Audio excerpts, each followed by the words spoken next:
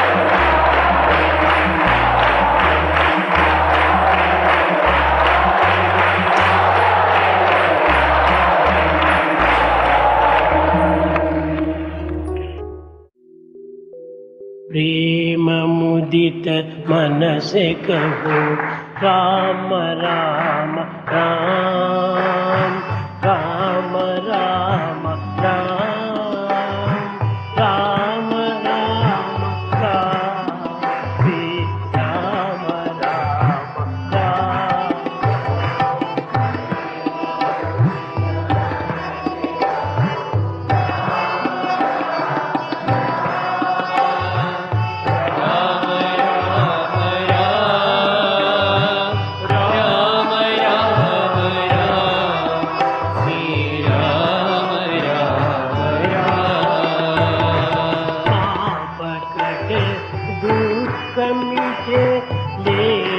राम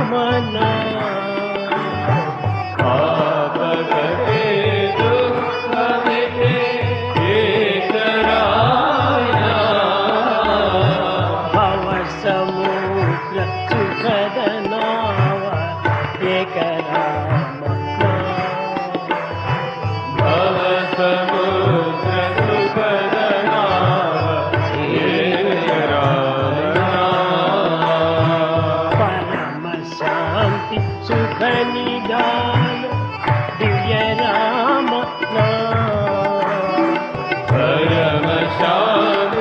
दुख निदान दिव्य निराधार को आधार ये रामना निराधार को आधार एक रामना माता पिता बंधु सखा सब रामना माता पिता बंधु सखा सब रामना भक्त जनर जीवन धन ये रामना भक्त जनर जीवन एक रामना भक्त जनर जीवन एक रामना भक्त जनर जीवन धन एक रामना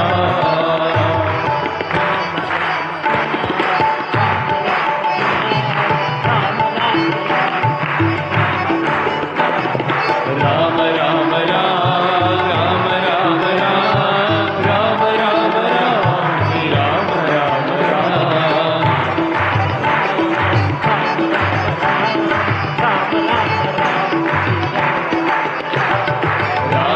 राम राम राम राम राम राम राम श्री राम राम राम राम राम राम राम राम राम राम राम राम श्री राम राम राम राम राम राम राम राम राम राम राम राम श्री राम राम राम राम राम राम राम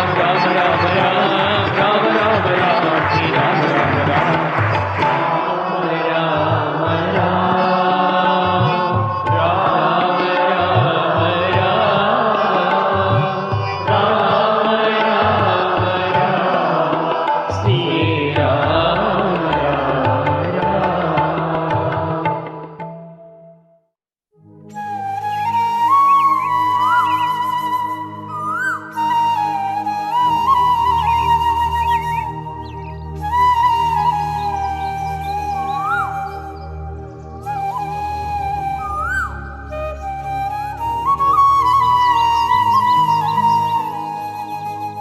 चित चोराए सौदा के बाद नवनीर चोर गोपाल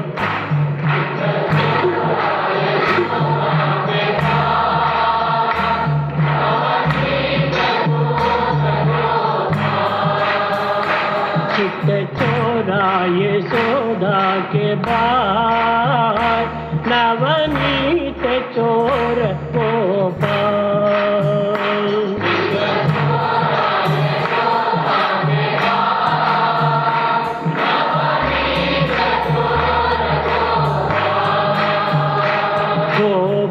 गोपाल गोपाल गोपाल गोवर्धन धर गोपाल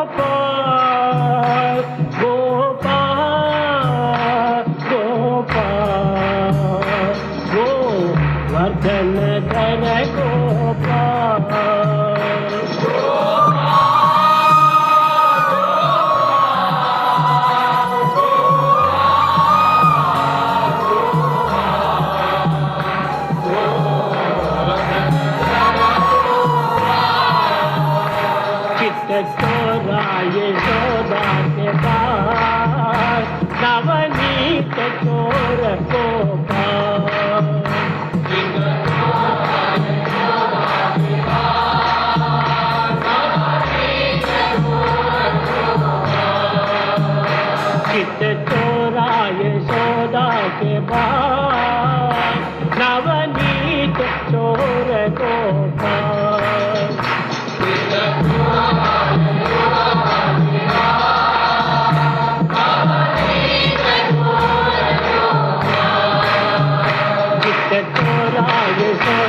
के पास नवनीत चोर गोपाल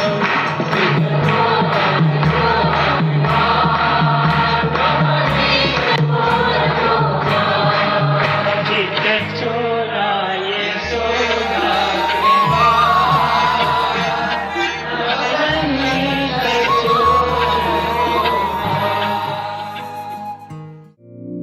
ओम शिवाय ओम शिवाय ओम शिवाय ओम शिवाय ओम शिवाय ओम शिवाय ओम शिवाय ओम शिवाय शंभो शंकर ओम शिवाय शंभो शंकर ओम शिवाय शंभो शंकर ओम शिवाय शंभो शंकर ओम शिवाय ओम शिवाय ओम शिवाय ओम शिवाय ओम शिवाय शंभो शंकर ओम शिवाय शंभो शंकर ओम शिवाय शंभो शंकर ओम शिवाय शंभो शंकर ओम शिवाय शंभो शंकर ओम शिवाय शंभो शंकर ओम शिवाय ओम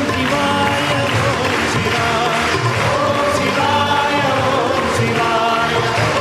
शिवाय ओम शिवाय ओम शिवाय ओम शिवाय ओम शिवाय शंभो शंकर ओम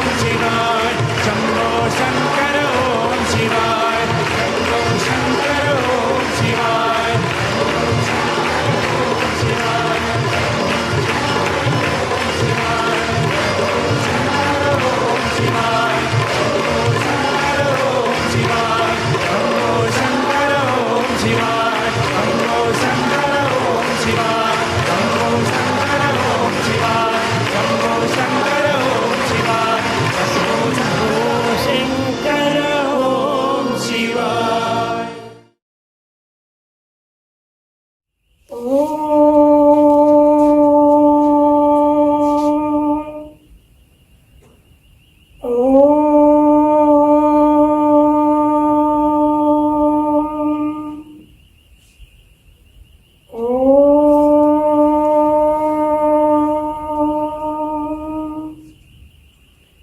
Om Shri Sai Ram.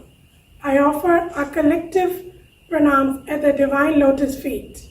My name is Vishali and I will be your MC for tonight. Loving Sai Ram to one and all. My name is Raksha and I'm one of your MCs for tonight. This year's celebration is based on the theme Journey with Sai.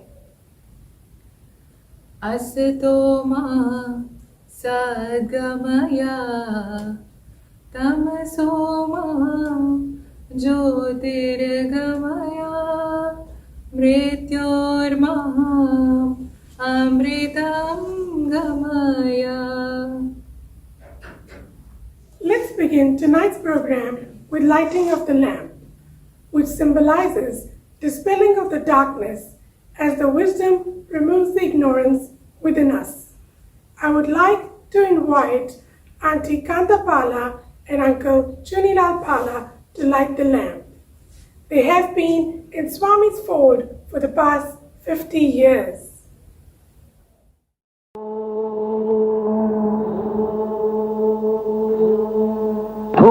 भूर्भुवस्सुवः तत्सवितुर्वरेण्यम् भर्गो देवस्य धीमहि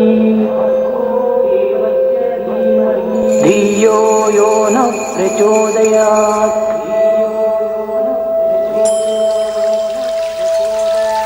ॐ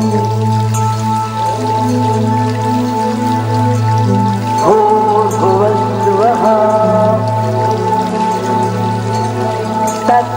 तत्सवितुर्वरेण्यम् भर्गो देवस्य धीमहि धियो यो नः प्रचोदयात्।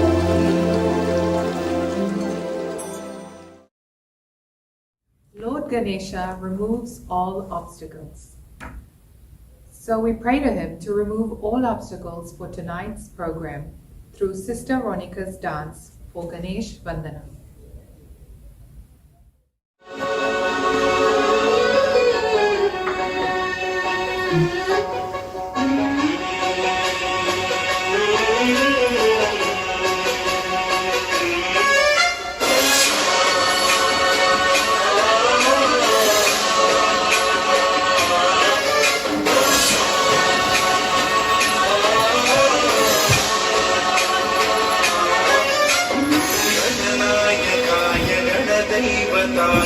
गणाध्यक्षाय धीमहि गुणशरीराय गुणमण्डिताय गुणेशानाय धीमहि गुणातीताय गुणाधीशाय गुणप्रविष्टाय धीमहि एकदन्ताय वक्रतुण्डाय गौरीतनयाय धीमहि गणेशानाय भालचन्द्राय श्रीगणेशाय धीमहि एकदन्ताय वक्रतुण्डाय गौरीतनयाय धीमहि गणेशानाय भालचन्द्राय श्रीगणेशाय धीमहि.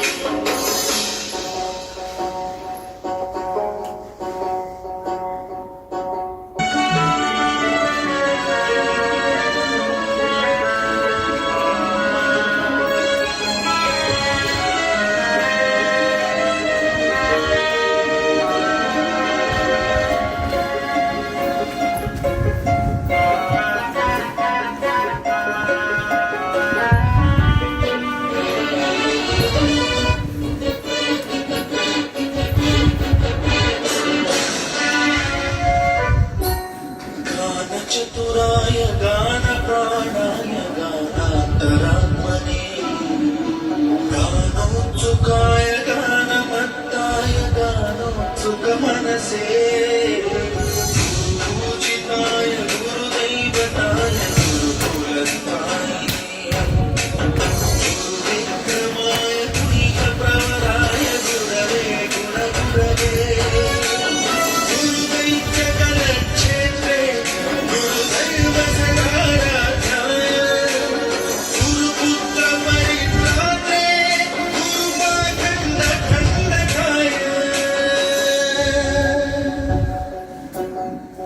गीतसाराय गीततत्त्वाय गीतगोत्राय धीमहि गूढगुल्फाय गन्धमट्टाय गुरजयप्रदाय धीमहि गुणातीताय गुणाधीशाय गुणप्रविष्टाय धीमहि एकदन्ताय वक्रतुण्डाय गौरीतनयाय धीमहि गजेशानाय बालचन्द्राय श्रीगणेशाय धीमहि एकदन्ताय वक्रतुण्डाय गौरीतनयाय धीमहि गजेशानाय बालचन्द्राय श्रीगणेशाय धीमहि.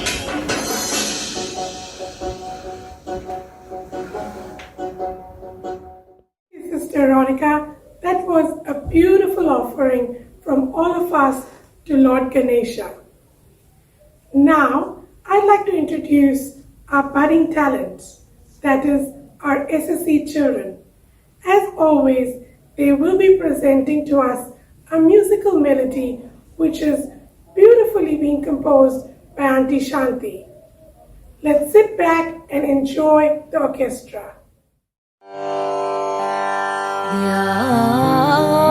ध्यानमूलं गुरुर्मूर्ति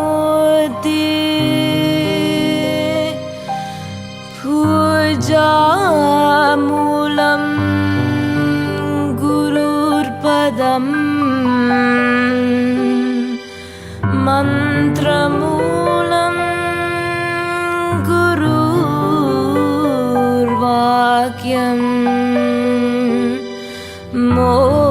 मोक्षमूलं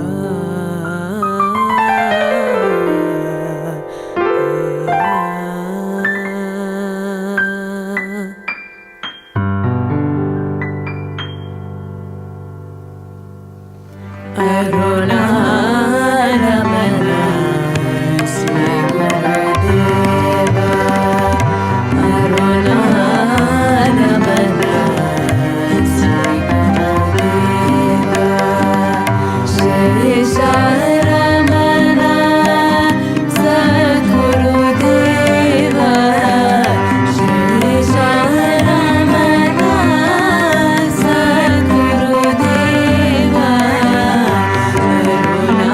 Arunaramana Sri Gurudeva Arunaramana Sri Gurudeva Tadarikita tadarikita tatti tatti tadarikita takatarikita takatakatarikita ta takatakatarikita ta takatakatarikita ta.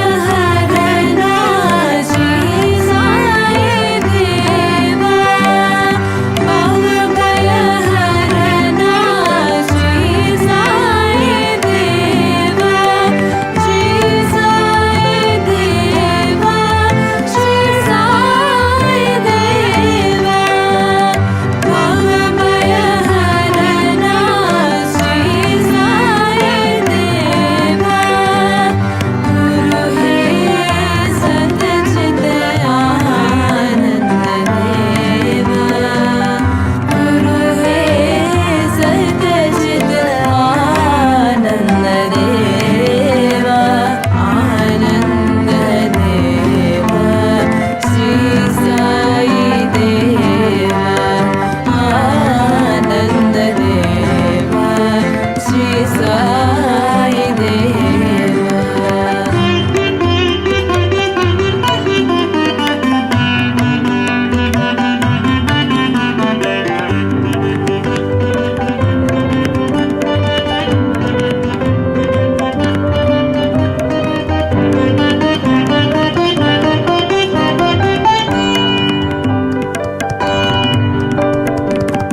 Ananda Deva Shri Sai Deva Ananda Deva Shri Sai Deva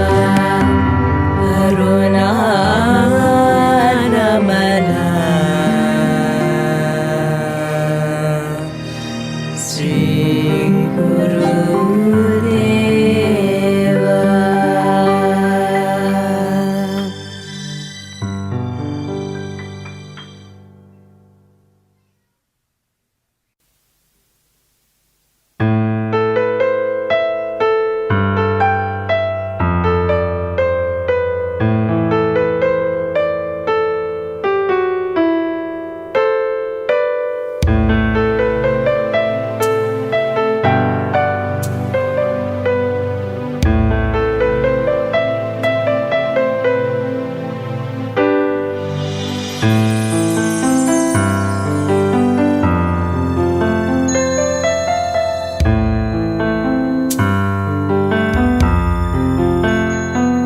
He Shama Sundara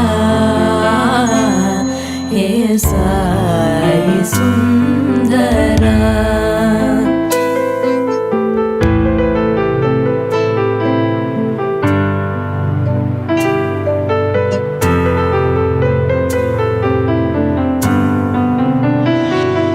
He Shama Sundara He Sai Sundara He Shama Sundara He Sai Sundara Bharati Purishwara He Sai Sundara Bharati Purishwara He Sai Sundara He Shama Sundara He Sai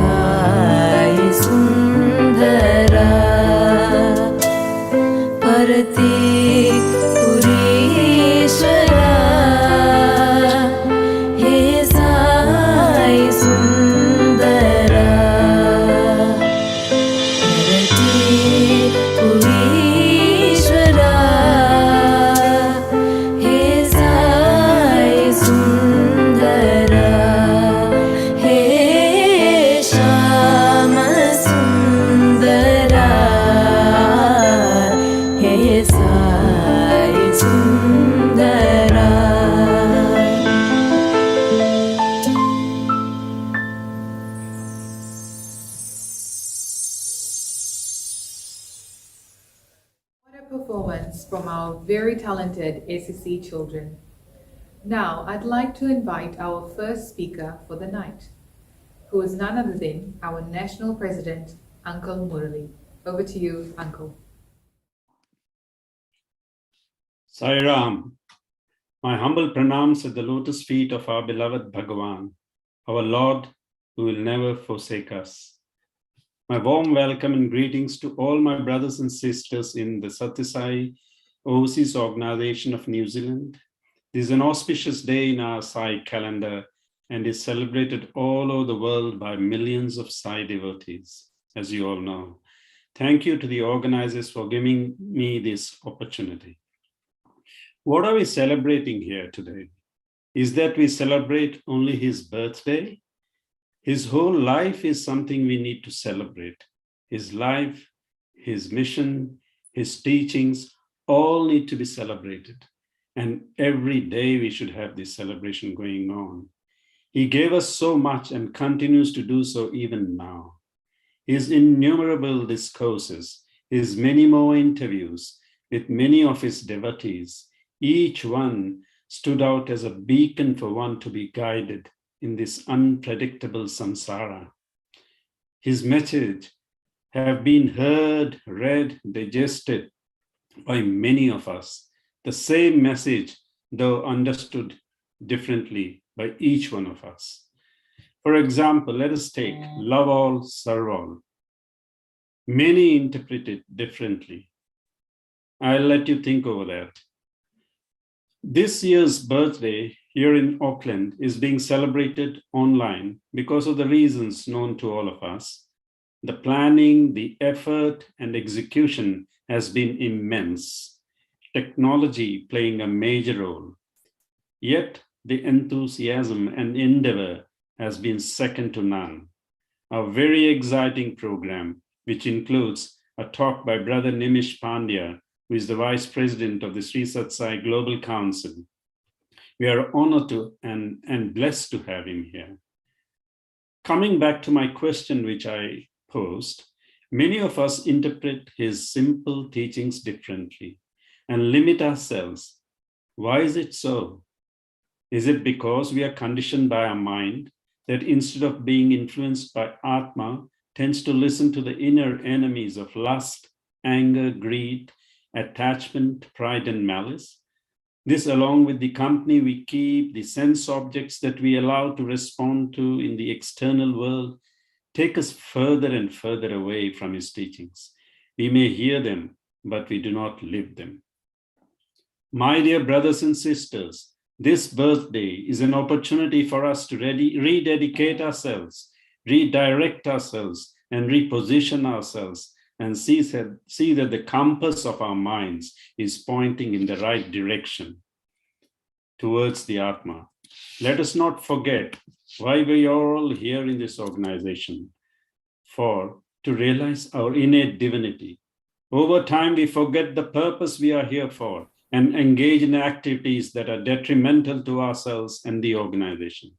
Let us be part of his mission, which was declared in 1947. I'll paraphrase here. He said he had a task to bring bliss to all. He said he had a vow to bring back those who strayed away from the right path. He said, I have to remove suffering of the poor. And he said he would never give up those dedicated to him and devoted to him. Swami has given this wonderful organization to do our sadhana. Let us use it to transform ourselves. The Global Council is in its infancy here in New Zealand. In fact, it's 4 months to the date since we registered with the Global Council as a national body. In these 4 months, the energy, the enthusiasm, and the devotion that has been shown by members has really surprised me. The centers have very quickly come together, programs were designed and executed in very short times. Service activities done in the country and outside, devotion singing programs online every Thursday being organized, Pathway to Prashanti, a prestigious national program run every Saturday. It's been running from the first week of September. young adults programs, including the popular Sunrise with Swami Suprabhatam, which has been going for the last 35 days. The Educate online classes for the young ones are a few programs to name. The organization's trust has been set up and it has been registered on this auspicious day. An administrative wing has facilitated insurance of all our activities by the centers, and a bank account for the organization has been set up. Yes, we had to do a lot of such small work because it was important, because we were setting up a new organization in New Zealand after we all came out of the international organization. The national body, which will be expanded, is working with regional teams and building an organization which knows only one direction, and that is going forward, and providing the organization and its activities as a sadhana for all the devotees. The endeavor is to take everyone on their inward journey. Let us all work together, united as one, make our Swami proud that we are his students. We need to live our lives as his mission. Let us connect to the Sai within. Let us stay united and seize this golden opportunity that has been given to us in this life. I'll conclude. Mata Pita Guru Daivamu Meri Antayu Nive, meaning, you are my mother, you are my father, you are my guru, you are my God, and you are everything to me. Om Sai Ram.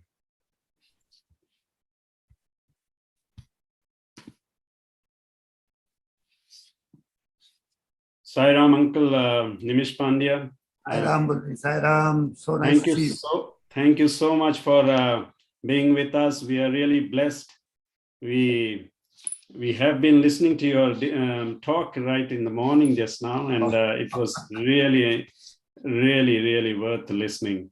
And we always look forward to see you, listen to you and your talks at Kulwant in Bombay. And now that the media and the radio side host so many of your talks, we are really blessed to have that. We are in fact blessed to have you here. Your charisma and your connectivity to Sai has really endeared many of us to be your fans, in fact, in New Zealand, and we long to see you all the time. Brother, please, I will not go further on the introduction because Sister Kavita has prepared a very good write-up about you, so that she will talk about you, and I will leave her to do the talking. And also, brother, a special request at the end of our program today, end of your talk today, we're requesting you to release our first digital magazine that we have made.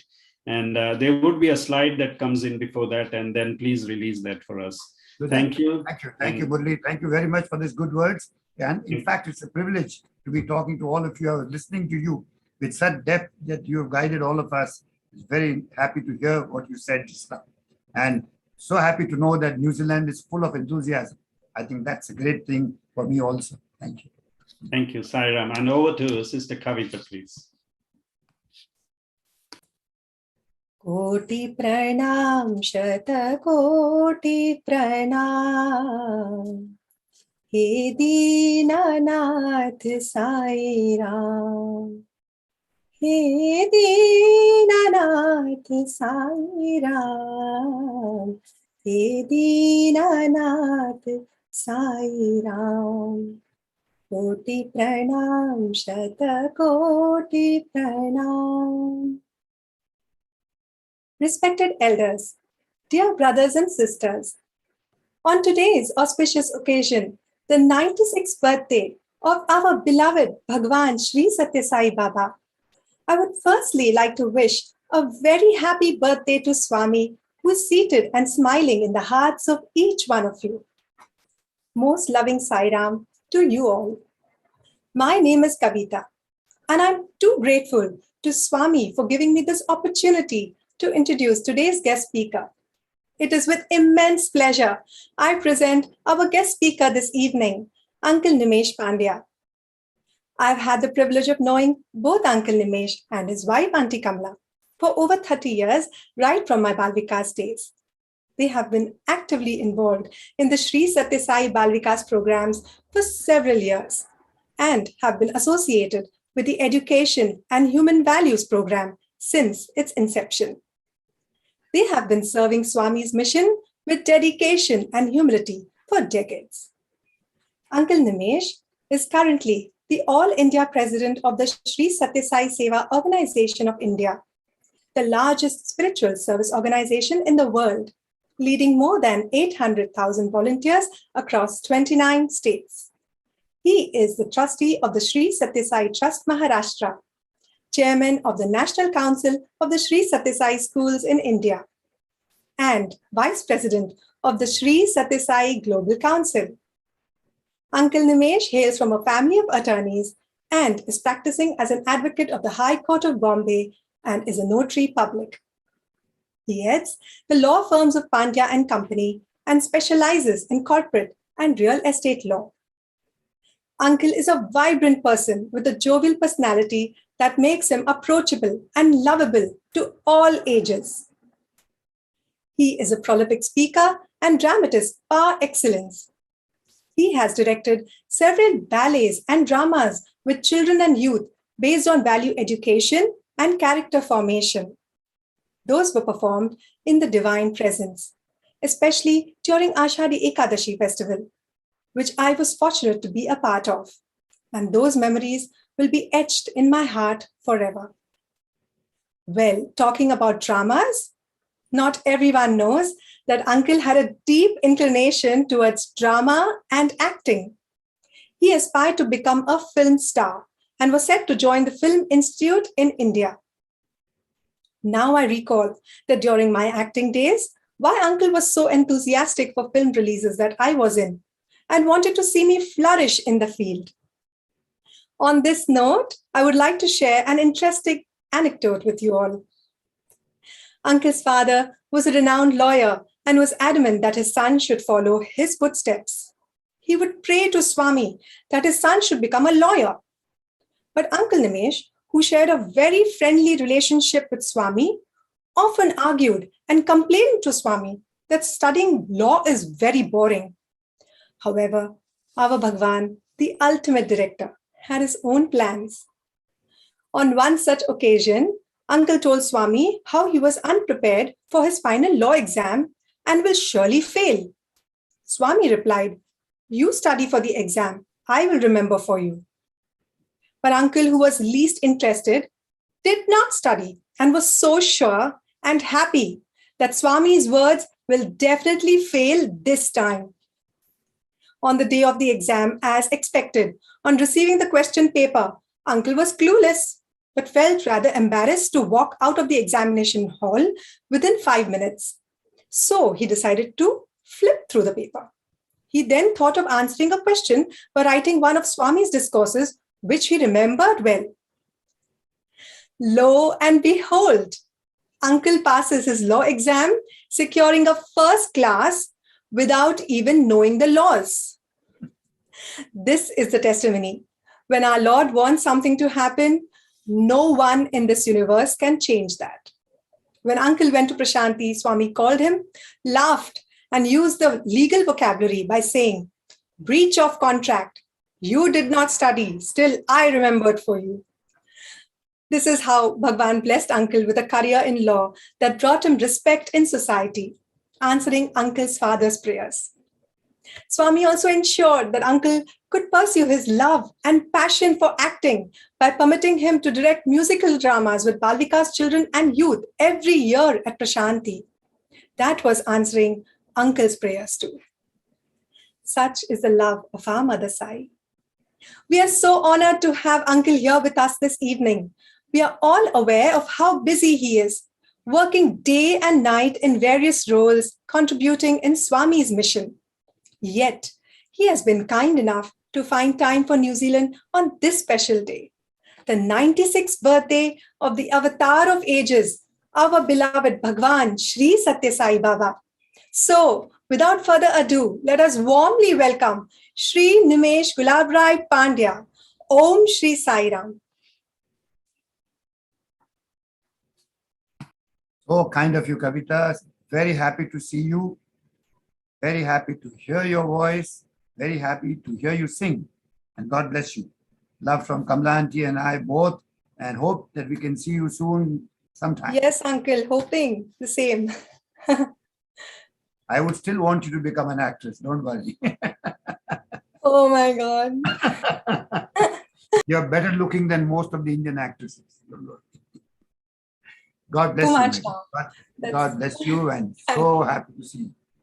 Thank you. Om Sai Shri Ram. Sai Ram. Om Shri Sai Ram. My loving regards to all my brothers and sisters in New Zealand. It's indeed a privilege to be able to talk to each one of you today on this auspicious day of Bhagwan's 96th birthday. I must express my gratitude to Bhagwan for this opportunity, and I pray to him that he is with us while we have this session and have this satsang, remembering him every moment of this satsang that we have. Dear Bhagwan, please bless all of us, and especially all my brothers and sisters in New Zealand on their brave decision to join the Sri Sathya Sai Global Council. I think it's a very positive decision that all my brothers and sisters have joined, because being one together with Prashant Nilayam, in fact, is the greatest decision one can ever take. The Lord and Master, when he decided to take birth in Prashant Nilayam, in Puttaparthi, and when he decided to spend his entire life here, one can imagine what the potency and the power of this place can be. And therefore, I think it's a great auguring, it's a great future for all of us to be ensconced and anchored in spirituality from the very source of spirituality, which is Prashanti Nilayam. The vibrations of Bhagwan here can never be replaced by any other place. The vibrations of Bhagwan here are the most powerful, and no other place can ever claim the power of these vibrations that Prashanti Nilayam has been imbibed with, has been blessed with by the presence of the Divine Master. Yes, it's a happy birthday, brothers and sisters, as we all wish happy birthday to each one of us. But we all know Swami always had that rhetoric, why do you wish me happy birthday? I'm always happy. It is you who have to be happy. And just today morning, I was describing the new birthday party that one has with Swami, where the cake cutting is actually cutting the ego. The chocolates we offer to Swami are all our deeds that we surrender to Bhagwan. And the big wrapper gift that we give to Bhagwan, the big gift that always is the cynosure that we have all be watching what is the gift, then that gift is nothing but obedience to Bhagwan's message and imbibing wisdom. Very often we say happy birthday and have a birthday party, but you would have realized that in a birthday party, people give gifts what they like, but they never consider what the birthday boy wants. That's something that nobody thinks about. But in this case, I think we must know what Swami wants. What would Swami want as a gift, brothers and sisters? Swami would want the gift of love. That's what he said in today morning discourse. All I want is your love. I'm here only to see that love blossoms everywhere. And therefore, I think that unity and the ability to give love is a very, very important dimension. I think having said so, giving love is so easy to say, so difficult to do, brothers and sisters. It requires great effort to be able to love people unconditionally. And that's where my journey with Swami began many, many years ago when I was a young man. I think the biggest thing that impressed me about Bhagwan when I went to Bhagwan for the first time as a young man was the simplicity of his message. He was very clearly, I was impressed deeply when he said that I know I am God, but I've come to tell you that you are God. Such kind of respect no guru has given to a shishya or to a devotee. You must have seen many devotees, many gurus call them disciples. But here was a master who was not calling me his disciple, but he was giving me the status of what he was. He was saying, I am God, but you're also God. Believe that you are God, but I know I am God. You don't know. Therefore, let's start the learning process. I mean, imagine such a simple guru, such a simple master, such a simple lesson, but a lot of hard work to be done there. And that was the whole thing that impressed me. Secondly, what impressed me was that As a young man, when somebody tells you that I'm inside you, you and me are one, I think it's a great feeling. It's a great bond of love that comes when such a situation happens, where somebody gives you so much of a personal touch to your being and to your existence. I think that is a very great experience that one feels. And with Swami, it was always like that. With Swami, vibrations were so strong in his presence that automatic transformation takes place. Automatic understand takes place. You don't have to labor in his presence because it is his will that you understand. And therefore, that's a great feeling that brought me to Swami for the first time when I met him. Well, my journey began with Bal Vikas, as Kavita mentioned. I was not really a devotee. I was quite a hep guy in a very hep college in Mumbai, the St. Xavier's College. And as Kavita mentioned, I was very much into dramatics, and my whole career path was to become a superstar someday, which was not in the divine plan. But the story, the journey with Swami started when my youngest brother became a Bal Vikas student in a class which was in my own building. And you may be surprised to know that the assistant guru in the Bal Vikas class at that point in time, when I was not a devotee, was my current wife, Kamla, who was the Bal Vikas guru of my youngest brother. So though she used to come to the building in the class and all that, but we never paid any attention to this Bal Vikas class or the subject of Bal Vikas. But Dharmesh, my youngest brother, being a part of the Bal Vikas, he came home and started with the shlokas and the bhajans and prayer before the food. We never prayed before eating. We used to eat all the time. But when this little boy came home and started the praying and Brahmarpanam and all that, it was quite a irritant in the first instance, but later it turned into curiosity. And thirdly, Swami was playing his game. Therefore, mine is one family that transformed because of Bal Vikas. And therefore, since then, I do believe that promoting Bal Vikas, to see that Bal Vikas increases in great numbers, is a great way to transform the world. Because young children get transformed very easily. And they have the power to change the family.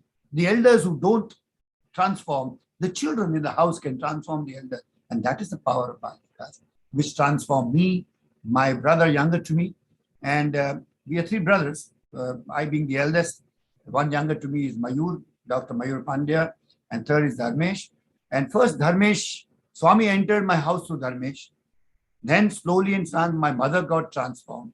Then thirdly, I got transformed. When I met Swami for the first time, he really dealt with me very perfectly as a master could do. You know, I had a lot of friends. I had so many friends that probably if I meet one friend a day, I wouldn't meet the guy again in 365 days. And all that era of colleagues of mine became famous film stars, famous bhajan singers, famous playback singers, famous actors. So I was quite in that kind of an environment. And you know how it is. And when I met Swami for the first time, he caught hold of me very, very intensely. He insisted that there was only one friend. He named all my friends and said, so many friends you have is not good. If you have money in your pocket, you have friends. No money, no friends. And it hit me like a bolt. And then he said, money is like a shoe. You must have money, but it's like a shoe. If your shoe size is 7, you have to only wear 7. If you wear 8, you will trip and fall. If you wear 6, it will bite you.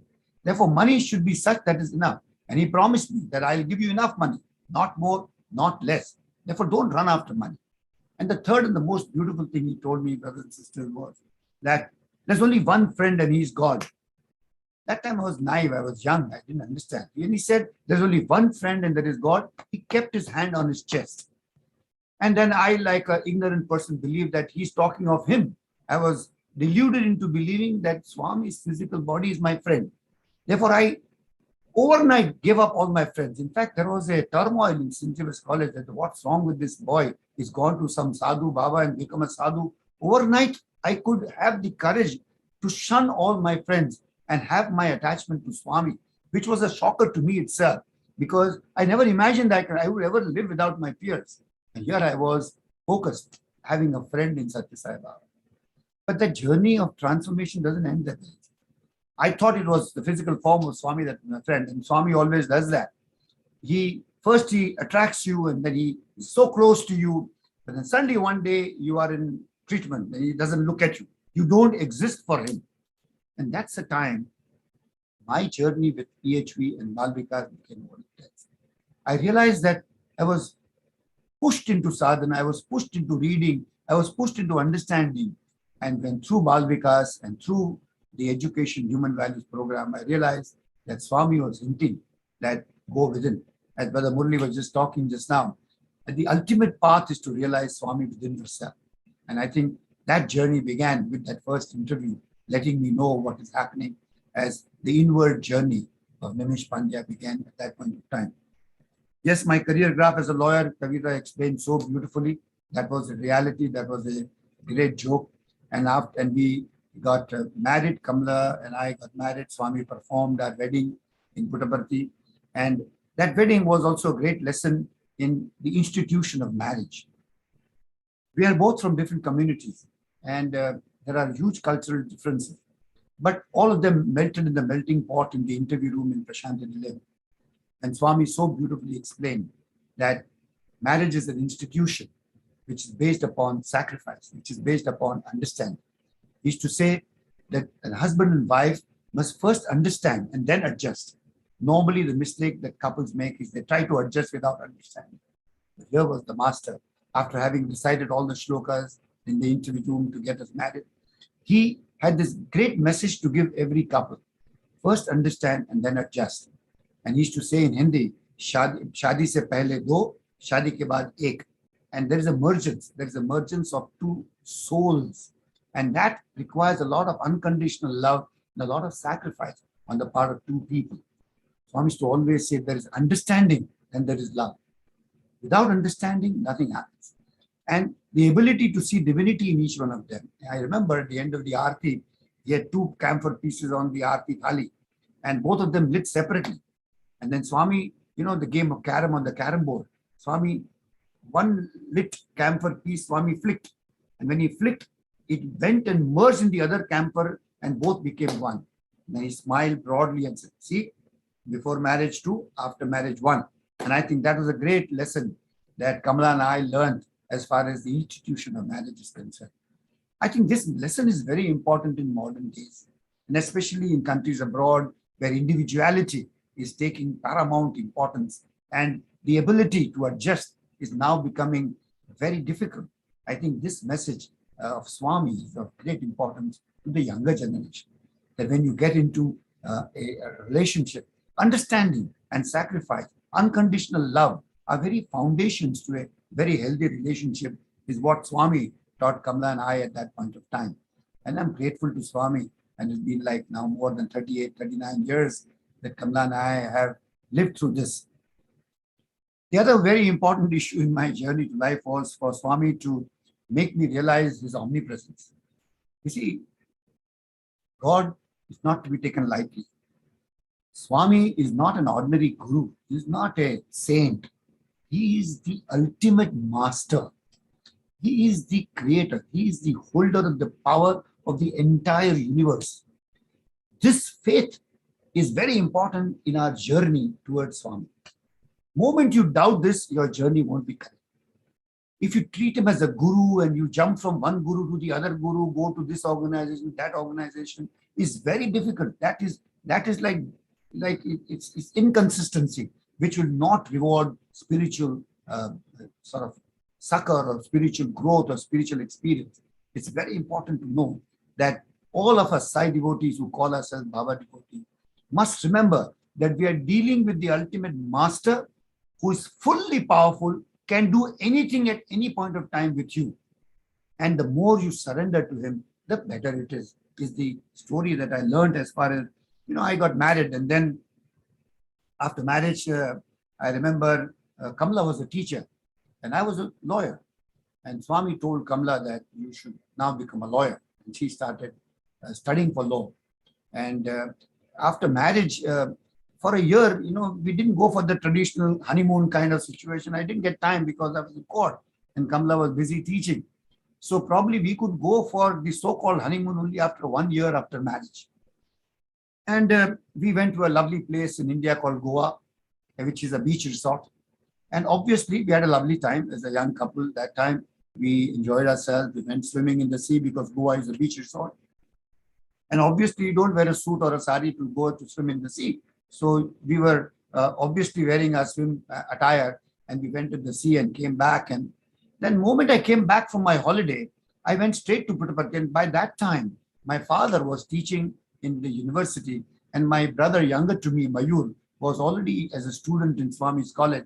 And he was blessed to be taking care of Swami in his personal residential accommodation. So Mayur was there, and my father was teaching law in the university. And we went to Puttaparthi, and moment we landed, we were summoned for an interview. So Kamla and I were on the seventh heaven. I mean, we were married by Swami, went for a honeymoon, come back, and moment you enter Prashant Nilam, you get called for an interview. You think no end of yourself. I mean, the ego goes high up in the air. But moment we landed in the interview room, I was surprised to see that my mother and father are already sitting there in the interview room. So Kamla and I went there, sat down, touched Swami's feet, took blessings, and were anticipating great joy and happiness and being blessed by Bhagwan. But brothers and sisters, it was not. The anticlimax was different. Swami, with his red eyes, pounced on Kamla and I and started. See, you think I don't know what you do? And he started like a video film describing my hotel in Goa. I was staying at the Taj Hotel. He started describing the Taj Hotel, the entrance, the room where I was staying, what was the room number, how did the room look, what was happening there, what did I speak to Kamla, what Kamla spoke to me, what clothes we wore to wear to go to swim in the sea.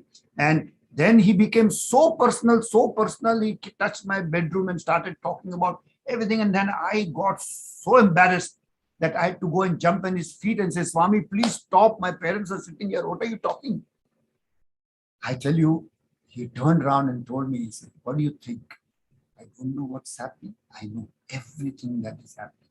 I'm inside you out. You see, we heard this quotation, but when it comes like a flash of experience and he shows you that third eye like Shiva, it's not easy to be. And that struck me, that this is not something that I thought it was. It's not a guru. It's not somebody else. It is not another human being. It is not another person. It's not another body. This is nothing but I myself. This is me. There is nobody else in this. This is, how can I ever separate myself from this, from my thought, word, and deed? It's impossible. Because here is the master who is within you. And that's the time I got a glimpse. I can never say that I have experienced him within myself fully, but I've got those glimpses, those flashes when he knows he's with you. I had to jump at it. And the humor, you see, it's how he masterminds your life. We are all puppets. Our life is game. In my first interview, I forgot to share with you. He had this lovely statement to make. He says, Nimesh, don't interfere with your life. I have planned everything. Just sit back and watch. Don't do anything. Now, I was too young to understand this great spiritual thought at that point of time. I said, what do you mean you can't do anything? I mean, I'm supposed to sit in one corner and not do anything. That's not the case. The case was that the Divine Master has ordained our lives. He's the doer. He's written the script for us. He's making us act. He has a right as a director to change the script whenever he wants. But his script will be sacrosanct. You will have to keep on doing. And therefore, the great aspect of spiritual understanding, what he was trying to tell me, and which is awful for all of us. I mean, which is awesome for all of us in the sense to understand that surrender to him, accepting what he is giving in life is very, very important. Acceptance is the foundation of spiritual journey. That you must believe that whatever is happening to your life is his gift. But he has a way to bless us. Your sadhana can do a lot. I remember I got ulcerative colitis in my younger days, just 5, 6 years, 7 years post my marriage. And you know, ulcerative, for people who understand, ulcerative colitis is a deadly disease of the intestines, which the lining gets worn out and you bleed there's no end to that bleeding that goes from your intestine. And there are spasms. And normally, if you go to a surgeon, he would just cut off a few feet of your intestines, which are done. But in my case, it didn't happen. I got saved from surgery and I got cured. You know, then I understood the meaning. That Swami says you have to go through your karmas. But if grace is there, I can save you from the effect of that karma. Was something that I realized very well. In fact, as late as recently, 2 months ago, I was down with dengue. Now, dengue is a very deadly fever in India, which if you get, your platelets go down, you could die, you could have anything, and the fever runs to 106, 107. But I tell you, it's Swami's divine grace, and I'm so grateful to him. My fever never went up 102. My platelets went down to 30,000, which is very bad. But somebody came and gave me a medicine which brought my platelets up to 3 lakhs, 4 lakhs within 2 days. Then I have to suffer. When many of my peers and many of the people I know in the city of Bombay were being hospitalized, were putting on things.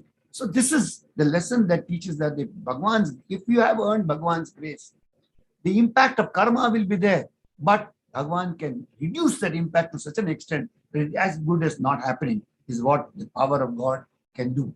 Therefore, understanding Bhagwan from this point of view is important. We cannot take him lightly. What he says is important. To do what he says is very important. Action is important. And he fulfills all your wishes. You see, prayer is such a situation that Bhagwan will fulfill all your wishes, but his way, in his time, and the way he wants to do. That kind of acceptance is a very, very important dimension as far as my little understanding about living with Swami is concerned. I remember Kavita spoke about Bal Vikas. I think Bal Vikas has been a great blessing upon Kamla and I that we could be able to associate ourselves with this program for the last 40 years or 42 years. I'm so happy that so many children have gone and grown up and done so well for themselves. That is Swami's destiny, Swami's will. And I remember when Kamla and I didn't start a family, and there was a reason behind that. I think once Swami was in Dharmakshetra, and there was a big rally of 2,000-3,000 people there. Children were there, and there were very big dignitaries there. The big dignitaries there were like the governor, the state, the chief minister, and all of them there. And after the rally got over on the open lawns of Dharmakshetra, for many who haven't seen, Dharmakshetra is the abode of Baba in Bombay, and it is a lotus-shaped building with lovely lawns all around the place. So we used to have all these 2,000-3,000 children assembled in the lawns, and Swami used to come and spend a lot of time, and we should have programs there and all that. It was at the end of one such program that Swami called me, where he was standing along with his guests, the governor and the chief minister. So I went there, kneeled down and prayed, I stood there in prayer, waiting what question he's asking. Suddenly he comes and tells me, he says, hey Nimish, how many children do you have? I was a little shocked because we had not started a family, we didn't have children. I said, Swami knows I don't have children. No, tell me how many children you have. So then I was a little embarrassed. I said, Swami, I tried to remind Swami, probably I thought he had forgotten. But again I said, Swami, I don't have children. No, tell me. So now I was a little worried. I said, now what to answer? Twice I said, and Swami is not accepting my answer. So I just, dumbfounded, looking at Swami in his eyes and waiting. Swami, save me. What are you doing? Then suddenly turned down. There are 3,000 children sitting all around at that time. He says, see, these 3,000 children are not your children. Taken aback because I was a Bal Vikas in charge, Kamla and I, and how can you think I know children? And these 3,000 Bal Vikas children are Swami's children, which Swami has given you to look after. And how come I didn't think of that answer? But then the fun started. Then I wanted to get even with Swami. So after that, even got over in the evening, Swami came down for darshan. And again, Swami asked me, how many children? I said, Swami, 3,000 children, So I was like very excited. No, tumhara kitna? How many of you? Swami, 3,000. See how Swami teaches? It makes you repeat like a little student to know that you've learned the lesson or not is something which is mind-boggling and fantastic, which I learned from Swami, that the way he teaches is amazing. In spirituality, it's very important that you don't attach yourself in your day-to-day relationships with people. The understanding is that you have to deal with them, you have to be good to them, unconditional love is to be expressed, but you can't get attached. In fact, it applies even to husband and wives. It applies to friends. It applies to parents and children. That you deal with them with a dispassionate, unconditional love. But if you get attached to them, then there is a problem. You see, Shri Indulal Shah was my mentor. I started my work in the Sathya Sai organization with Shri Indulal Shah. In those days, he was totally in command, a great devotee of Baba. In fact, we used to call him the Arjuna and Krishna with Swami, and they used to be like real friends. And I've seen that with my eyes. where Swami used to succumb to him like Krishna used to succumb to Arjuna. And there are moments when a similar story of Arjuna and Krishna used to emanate from the lives of Indubai. And I had the privilege because Indubai was a mentor for me, not only in the Sai organization, but even professionally. He was a great chartered accountant. And therefore, he mentored me in my career as a lawyer in my earlier days also. In fact, I got a lot of work through him. That story I'll tell you a little later. But that made me look up to Indubai with great attachment. I mean, I thought he's the man. I mean, there was God noticed my sense of attachment in my relationship to Indubai. God doesn't want man to get attached to another man. God wants attachment to him. The whole story of sadhana is that you attach yourself to God, not to another human being. And how would he teach me this? It was one more occasion in Dharmakshetra when we were laying the foundation stone for the building which was to house the EHV center in Dharmakshetra. Month of May. And a lot of children's programs were there. And I was, again, as usual, I was in charge of the cultural programs. And I had envisaged a cultural program with Bal Vikas children who would form the symbols of different religions on music. So as the music plays, they would dance and perform and form the symbols. It so happened that it was the month of May and the heat was too much. And Swami was made to sit in a place where there was no shade on them. Therefore, he was also suffering the heat. And the moment the program started and the children were halfway down performing the Om, Swami shouted from top on the stage, looking at me, "Hey, selfish, stop!" Imagine, there are 3,000 people there. Swami sitting on the stage and Swami is shouting at you. And imagine I have been responsible or I am the puppet which has brought Swami to anger ostensibly. And Swami is shouting, "Selfish, band karo." So I was shocked. First of all, it stuns you when Swami shouts at you in public. It hits you, you don't know what's happening. But the children were halfway down the performance. My conscience told me, don't stop the children halfway down. Let them finish and go inside. The moment they go inside, I'll stop it. That took 30 seconds. That decision for children to finish the thing and come inside the green room to stop was 30 seconds. In that 30 seconds, imagine the scene. Swami has shouted at me, "Stop." I'm supposed to stop, but there is a lag of 30 seconds. And in that 30 seconds, Indubai is standing behind Swami's chair and waving at me, "Stop, stop, stop, stop." 30 seconds happened, children came, I stopped. Swami finished the program. He went up to his residence. And I was thoroughly depressed. I was down in the dumps. And I was so nervous that I just packed the children, gave them their food, put them in their buses again. They were all to go.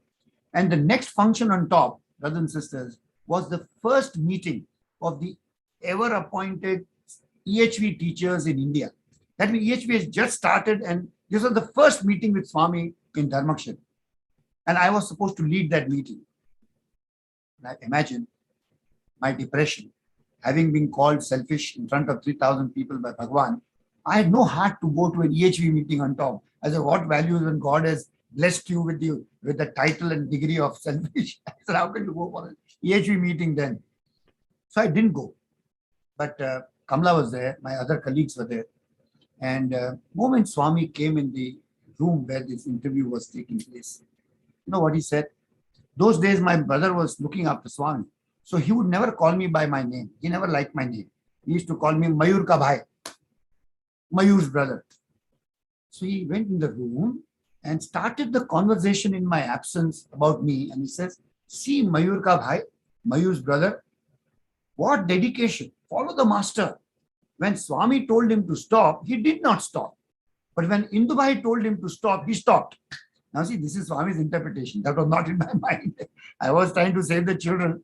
But the scene was interpreted by Bhagwan as a lesson for me. He said, see, in Bombay, Indulal Shah's master, follow the master. Good thing. Very good sadhana. So I don't know, he's being sarcastic or he's trying to be good. I have no idea. But I got to know this a little later in the afternoon when the meeting got over, that Swami is talking like this. So in the evening, luckily I had the duty to stand on the stage to hold the curtain to allow Swami to go out in the public. So, you open the curtain, Swami's entry outside. I closed the curtain. I wouldn't open when Swami came down, and I said, Swami, not Indulal Shah Master, you are the master. Swami, not Indulal Shah Master, you are the master. Swami said, no, not like that. Bombay, he tried to cajole me. But I didn't let him go out till he agreed to me. And I said, no, Swami is the master, not me. Very good lesson. What a way to teach a lesson. What a way to say a great spiritual truth.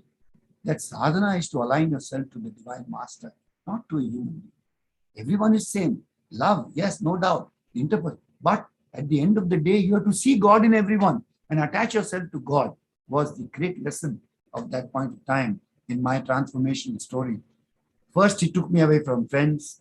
Then he made me into a illusion that the physical form is the friend. Then he progressed to the fact that no, not the physical form. He is inside by that great omnipresence that he showed me. And thirdly, my default attitude of getting attacked and attracted and attached to another person was completely hammered by Swami from that point of view. So step by step, the process went on so as to go. But you see, sadhana is a long journey. It doesn't end there. It doesn't, just because Swami spoke to you, just because you got an interview, just because you spent a few months or years with Swami is not the benchmark of your spiritual sadhana. The journey is far different.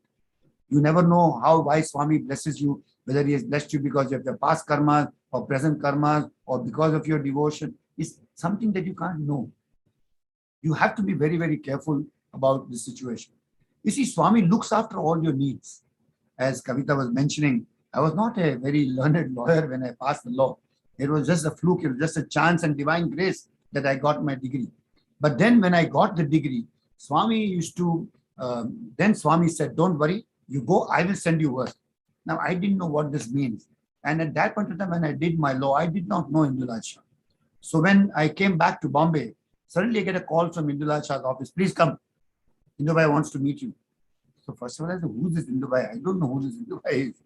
So I went to his office and he was a very rude man. He threw me out of his chamber again. He said, next time when you come, please bring a notepad and a diary in your hand. Otherwise, don't come. So I said, what kind of old man this is? I'm coming because I don't even know him. Why should I come to him? And he's telling me, why did you not tell me that you finished law? I said, why am I supposed to tell you? I don't even know you. But he called me again. But there was an aura about that man. So I went there with a diary the next day.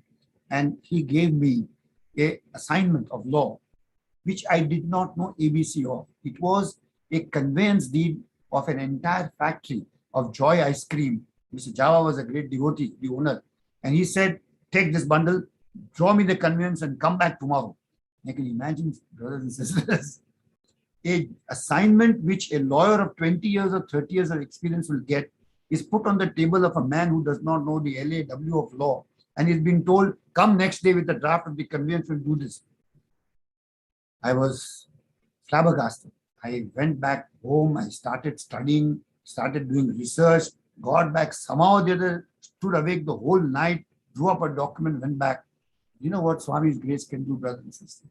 I finished that deal, drew up the conveyance to the satisfaction of all the people, and I got my first fat fee of 30,000 rupees as a novice lawyer without knowing anything. This is what the grace of God can do if you earn it, even in your profession, even in your life. This can come forward in a big way. Swami can do this. And how Swami helps you in your married life also. You see, normally husband and wives fight.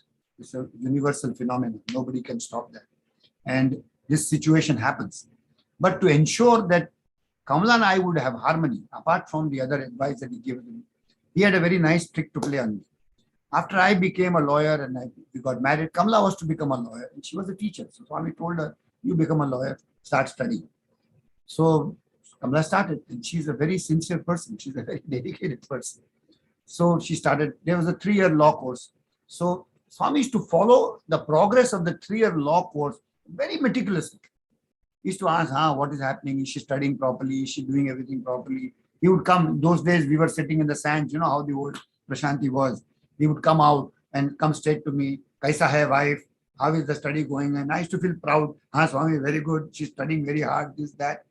So first year got over, result came. Then he said, result aa gaya, very good. Pass ho gaya? I said, Swami, very good, God bless. Then second year, then third year. The third year, I was excited to go and report to Swami that Kamala has passed and she's got a gold medal. Now, it was a shocker. I'm from a family of lawyers. She is a teacher and she got a gold medal in one of the the most difficult subjects of law called pure jurisprudence. She got a gold medal in jurisprudence. So I was shocked. How did this girl, a teacher, get a gold medal in jurisprudence? I mean, she must be really intelligent, and she is, by the way. Sorry. So when this came, I went to Swami I was hoping that Swami would come out and ask me, and I would tell Swami very boldly and proudly that So Swami came, excited. Kya hua? What happened? I got the result. Yes, Swami has come. What happened? So I gave the result. And then Swami, she got a gold medal in jurisprudence and she's passed law. Acha, pass ho gaya? Very good. Now both of you all fight at home every day. 2 lawyers at home. No, it's a big challenge. So both of you all fight every day. So I'm shell-shocked. I said, what kind of anticlimax is this? I mean, you should be happy. Why are you happy that we should fight? But in hindsight, a great signal, a great message. Be careful. Don't do this. Even when I came back from Goa, his message was very clear. See, be careful what you wear, what you talk, what you do, what you say, because in future, people will look at you and say, Dekho, Sai Baba ka aadmi hai, kaisa. The indication of preparation for the future from the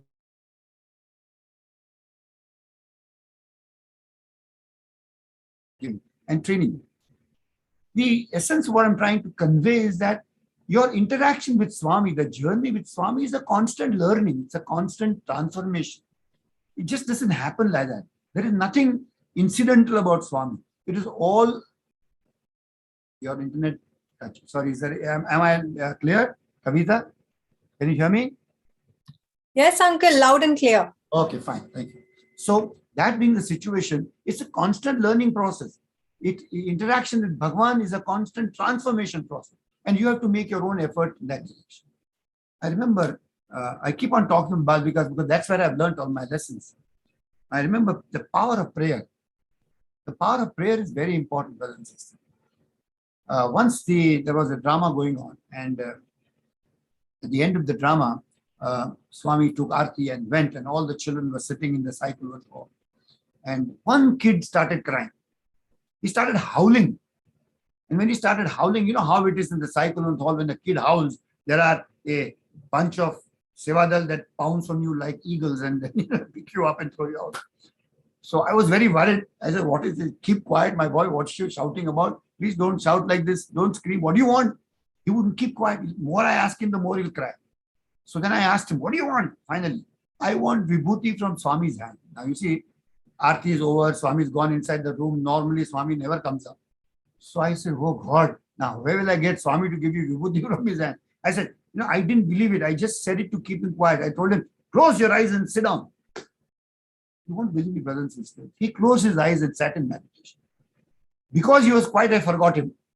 I started packing up and doing everything, trying to pack up. And suddenly the music started playing and Swami came out of the room. On the portico, he walked from his room to the gents' side and came down to the corridor and came straight to me. Look at the ego of the man, know how it is. When he's coming to me, I'm thinking he's coming to me, he's coming to talk to me. So I'm getting ready. And he came straight to me, so close he came to me that literally his stomach was on my face. I was looking up. When I looked up, he's telling me, wake the boy up. And that's the time when I'm becoming conscious of the boy again. I woke him up, get up, Swami's come. Swami most lovingly looked at him and asked him, what do you want, my son? Kya mangta hai? So this boy brightened like a sun and said, Swami, I want vibhuti from your hand. Swami materialized vibhuti, gave it to that boy, and that boy was in bliss. And then Swami looked at me sternly as if to say, see, you idiot, you didn't believe in prayer, but prayer works. I listened to everything that anybody said. Imagine. I learned my prayer. That boy now is a great scientist. He works in the NASA, but he's my guru who taught me how to pray to Swami and learn from the prayer of Bhagwan. Therefore, prayer works, brothers and sisters. Never forget prayer. Prayer, leave all your problems in prayer to Swami and surrender to him. I think that is the great message. I remember another story from the Ashadi drama itself, which taught me a great lesson. That how surrender is the ultimate in sadhana. Nothing else works. In fact, we as devotees all over the world have to understand that there are two things which we can fall a prey and trap. One is that we can become very ritualistic, which is not bad, which is good. Rituals are a great thing to do. And the other is that you can become very knowledgeable. You can be intellectual about spirituality. That also is good, not wrong. But if both these paths don't give you the experience of divinity, both is a waste of time. Both have no meaning in the world of Sai. Sai has no recognition for both these two things if it doesn't ultimately translate into the experience of divinity. I remember once I was reprimanded by Bhagwan after a speech I gave, and everybody in the Sai Kulwant hall was clapping. And I went to touch Swami's feet. And you know how it is. People must be thinking what lucky Nimish is. He's getting Swami's Paad Namaskar. He just gave a speech. People are clapping and everything. And you know, even I'm also feeling on top of the world. But when I touched Swami's feet, he put his hand on my head and he said, "You only speak. You have no experience." But experience is a big thing, Swami. It's a very, very important situation as far as experience is concerned. And I was continuing the story of what the ultimate in spirituality, which is so easy to follow, and we must follow, and we must put into action immediately, is this incident that I want to share with you. It was the drama which we did, which is called The Supreme Verdict. I don't know whether Kavita remembers or not, it was another time or not, but The Supreme Verdict was a drama which we did, where there are two people. One is a follower of Advaita, and the other is a follower of Dvaita. Now, the follower of Advaita gets arrested and is convicted by the court of Dvaita, and the follower of Dvaita gets arrested and is convicted by the court of Advaita. Now, both these people are convicted for not following what was the correct thing. So, both of them file an appeal in the Supreme Court. And in the Supreme Court, there are three judges: Madhvacharya, Shankaracharya, Ramanujacharya, the three acharyas. And then there was a whole jury of the saints of India, all the saints. Now, this issue was being debated, whether the boy following Advaita is right or the boy following Dvaita is right, and what should be the judgment of the Supreme Court, and what is the decision of the jury of all the saints which are sitting there. So this debate goes on, the drama goes on, and ultimately the three judges can't decide whether this is right. They're debating. Everybody is debating questions and answers and everything. Ultimately, the three-bench judge of the three acharyas says, "Why are we debating so much when the master himself is sitting in front of us? Let us all go and surrender to Bhagwan and seek his guidance." The moment the three people gave the judgment of surrender, Swami in his seat bloomed and he said, "Yes, correct decision, surrender." The whole debate in spirituality has no place. There should be no debate in spirituality. There should be only action. And surrender is the best part of it, in which we must be done. Because it is surrender which will ensure that the bliss comes. You know, when spiritual enlightenment comes, people like me who are talkers are not important. When spiritual enlightenment comes, there is complete silence. There is a lovely story in the Tapovanam, which is very good to me. It's a story where Lord Rama and Lakshmana with Mata Sita are going in the forest, and they reach an ashram. And in the ashram, they are resting. And you know, those days, like Swami's culture, the Sita Ma goes with all the ladies and sits, and Rama and Lakshmana go and join the men. And they're all sitting apart and they're busy. The men get into their sadhana and satsang, and the women are talking amongst each other. And the women are asking Sita, which among those two is your husband? Is it this one? Because they all are wearing saffron, so they can't make out who's Rama and who's Lakshmana. So every time the ladies ask Sita, is this the person? By pointing, Sita would just put the head down and say, no. This person? No. This person? No. Ultimately, when they rightly pointed to Rama, what happened to Sita? Sita just closed her eyes and bowed down. Neither said yes, nor said no. And Swami explains that when realization of the truth and the ultimate power comes, your speech shuts, become quiet. Because that joy of knowing the truth is complete silence. Therefore, talkative people like me are not good examples, I to say. It is the silence which is important in sadhana. And that is the path that Swami showed. And sadhana is important, brothers and sisters. Sadhana is not easy. It requires constant practice. And even after constant practice for 30 years, you can still fail. Let me give you one more example. It was one more drama. My friend Shankar from the Trustee Center in the United States came to India and challenged me that there is a spiritual treatise called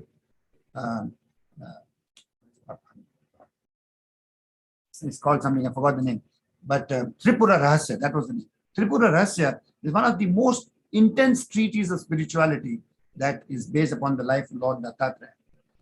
So he said, if you do a drama on this, Nimish, I will believe that you are a great person. You know how this egoistic challenges that I take it up. But that also is Swami's plan. So he drew up the script on the drama. All the children understand. And for people who have read this, the essence of this treatise is that the sense of doership is the greatest hurdle between man and God.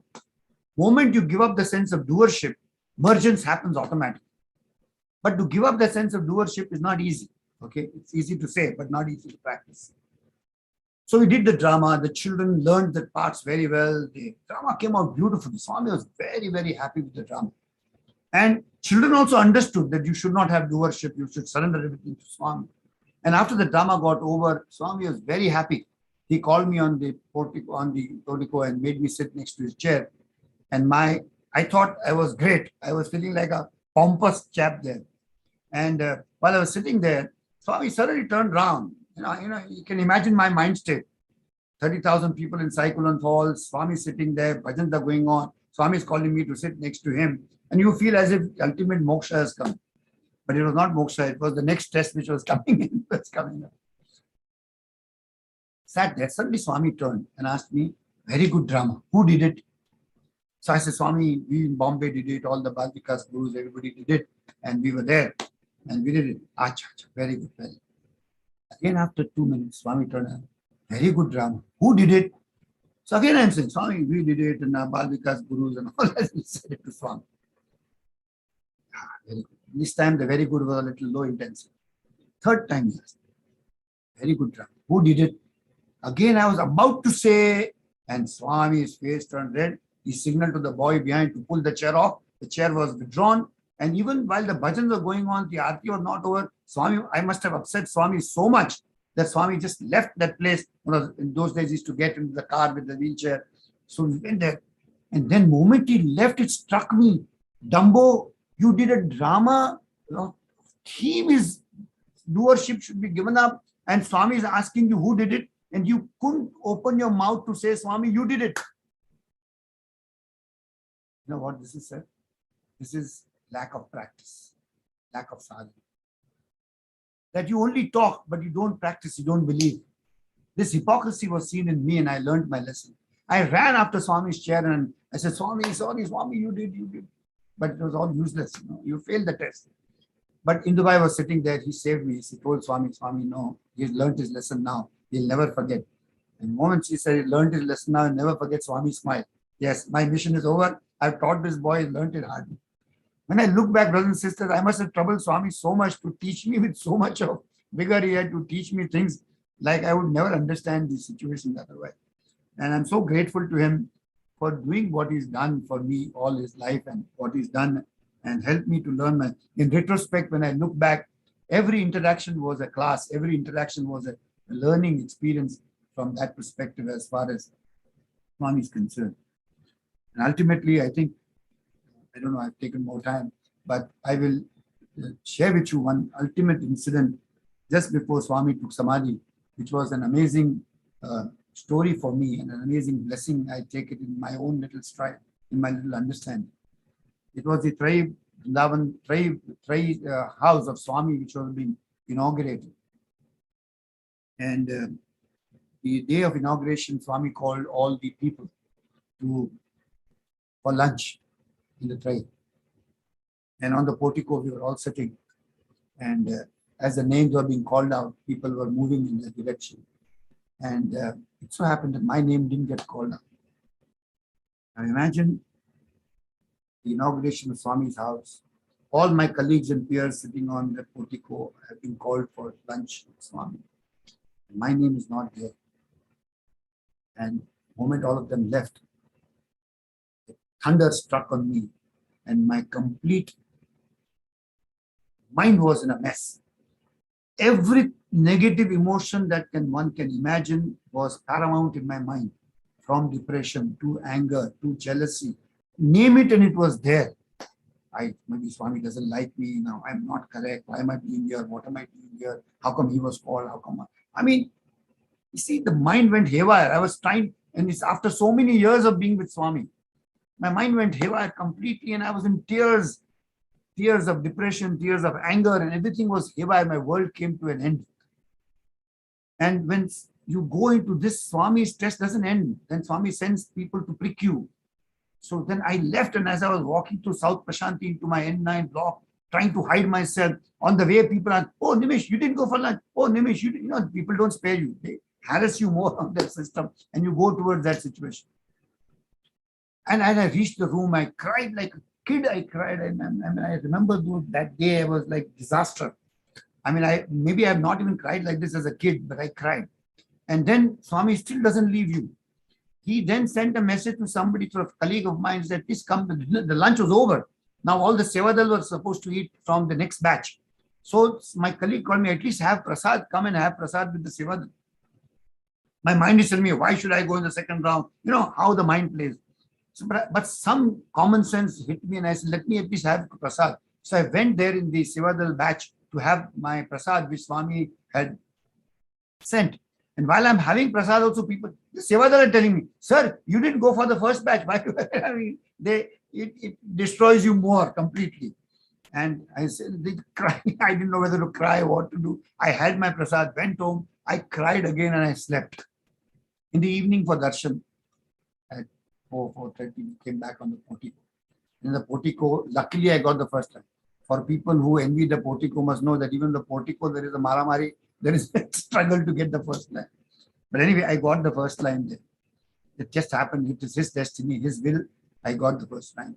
And then what happened, brothers and sisters, has changed my life completely. Swami came, those days he used to walk. He was holding the boys and walking. Swami got down from the car on the interview room side. And the moment he came on the portico and I was sitting on the gent side, very sweetly and loudly, he shouted from the other end, hey Nimisha, you didn't come for lunch in the morning. I was looking for you. No, brothers and sisters, my entire depression vanished. I felt so bad that I did not understand that Swami knows everything. And he knew. Imagine, I told myself, Nimish, you are the luckiest person on this earth for not having been called for lunch. Imagine, had you gone for lunch, you would have been one of 400 people. But in that 400 people, you were not there. And Swami came to know that you were not there and Swami missed you. This is a bigger blessing than having lunch with Swami that time. And I remember the story of Abu and Adam. In whose list your name should be? Should you write your own list in the list of devotees' name? Or God should write the name of the devotee, his list? A little bit of experience I got that when I said, no, my master is with me. He knows me. He knows everything. Imagine he walked towards me, held my hand, and then I told him the half truth. No, Swami, I came. I had the prasad. I had your prasad. In my mind, I said it was the second batch, but Swami must have understood what I was saying, because I'm sure that's the answer that he expected of me, that I had the prasad, which was important. And for more than the prasad, the thought that Bhagwan missed me at a lunch was a far better blessing for me, which I thought. And therefore, this is the love and compassion of the Master, brothers and sisters. He knows everything. We must practice. We must never give up. You must ensure that without any debate in your mind, conquering the mind is the most important. And the Shri Sathya Sai Seva organization, brothers and sisters, is a great platform. Therefore, come with the goal of self-transformation. Join the organization with the goal of self-transformation. Don't join the organization with the goal of doing work or trying with the impression that I'm going to do work and help somebody else. No, you are nobody to help anybody else. Only God can help. But this platform is available to you only for your change. As Murli was talking in the beginning, it's for self-transformation. This is not a statement to be made only. This will be put into action. This will be practiced. And constant practice is to be done, is what my personal belief is which will help you. Because it is a constant practice till your last breath. You are never final, you are never perfect. As you saw, I defaulted after so many years. And therefore, it is a constant practice that we must to put into practice. Conquer the mind. Listen to the voice of conscience. The three wings of the SSSOI organization, the spiritual wing, the education wing, and the service wing, is a composite package for us to conquer our mind, quieten the mind, and see that the voice of conscience is heard by us and that voice of conscience is put into action. This is what the ultimate sadhana is, that the SSSOI organization helps us. In the Sai organization, service is a part of sadhana. I've seen many people who believe, no, we'll only do service, we won't do bhajan. There are many people who say, we won't do only do bal vikas, we won't do service, we don't do. It doesn't work that way. It's a composite package to conquer the mind, quieten the mind, raise the voice of conscience, put the conscience into action. But to be able to do this, to decipher between the prompting of the mind and the voice of the conscience, silence, sadhana is required. And when that sadhana is required, you realize divinity yourself, the voice of conscience. And then you realize that the same voice is in you. Therefore, the attempt is to always improve yourself. Sir, I always say, we are not an NGO. We don't take money and do service. That's not our goal. We sacrifice, we participate, we want to experience divinity. In fact, before every service project, we sit together and say, this service project, let's say we're doing a blood donation camp, we want to see Swami's hand in the blood donation camp. And after the camp is over, we do not dwell into the glory of the project, but we say, after this project, how much of it has it affected us and transformed us? How much love we felt? How much sacrifice we could share? How much? This is the analysis of a service project that we need to do together. It's a composite package. And I'm sure you devotees in New Zealand are very well versed with this. It's just that all of us need to keep on constantly reminding ourselves that self-transformation is the only objective of the SSSOI organization. There's no other objective. And following Swami without a debate, putting his words strictly into action is the only way to go forward. And that is important. Before I close, one last story which I repeated in the morning, I want to repeat now because that's my favorite story. The sadhana part of it is very important. The story once again from Tapovan. This kingdom was there and the king announced a competition. The king announced the competition and he said that I want you to bring your goats to me, but you must train them in such a way that when I give them grass, they should not eat. Now, this is not possible. No, human beings, goats, once they have a particular habit, they will follow it. So all the masters of the goat thought that if you overfeed the goat, like you overfeed your desires constantly, fulfill desire, you think I will be satiated and I won't have more desire. But that's not the way. All the owners of the goats fed the goats with so much grass that they thought that the goats were satiated, and therefore when they go to the king and the king gives them grass, they won't eat. It didn't happen that way. Desires are like that. The more you feed the desire, the more they grow. There is never end to desires. Therefore, ceiling on desires is what Swami told us. But there was one goat in the kingdom which succeeded. When the king gave him the grass, he didn't eat. And it was from a young girl who was the owner of the goat. And that young girl was asked by the king, how come? How come she won the competition? She got the prize from the king. Then the young girl gave the explanation, which according to me is the essence of sadhana we have to do. He says, I trained the goat that every time when the goat wanted grass and the goat tried to eat grass, I took a stick and banged it on his head and his mouth. So the goat got trained that every time there was a grass in front of the goat, he knew that the stick will come on the mouth, therefore he won't eat the grass. And over a period of time, it became a habit that the goat would not eat grass. What happens? When the goat doesn't eat grass, it formed a habit, it got the fear that this danda will come on me. So when the king offered the grass, the goat didn't touch it because it had transformed into sadhana. Habit was very important. That habit was a great situation. And therefore, I think sadhana is like that. We have to work hard on ourselves. We have to train our minds. We have to be strict with our minds on that seeming part of it. If that doesn't happen, compromises happen in sadhana, then the progress will not happen. It will happen because divine will is that progress. But after how many births will happen, we don't know. But here is an opportunity now where God has promised us that before our last breath, there is hope that we can transform. At least to whatever extent that the Lord has ordained is something which is possible and we should do. I think these are some thoughts that I have in my journey with Swami. There are many more, but some other time. And I thank you very much for giving this opportunity. And I congratulate New Zealand for joining the Global Council. We are going to be coming together as the pandemic ends and the travel restrictions go. Looking forward to meet all my brothers and sisters from New Zealand to come to Prashanthi Nilayam, and we can definitely be united. And as I was saying today morning, that the centenary year will be the year when in every nook and corner of New Zealand, there will be reverberation of the Jai Ghosh of Sathya Sai Baba, Bolo Bhagwan Shri Sathya Sai Baba Ki Jai. Something that we'll all come together and work together. Jai Sai Ram. Thank you, Murli. Thank you very much. Sai Thank Ram. you, Kavita, for this opportunity. And once again, greetings of the day and the season. Uncle, just wait for the release of the. Yes, I will. I will That's a wait. digital magazine.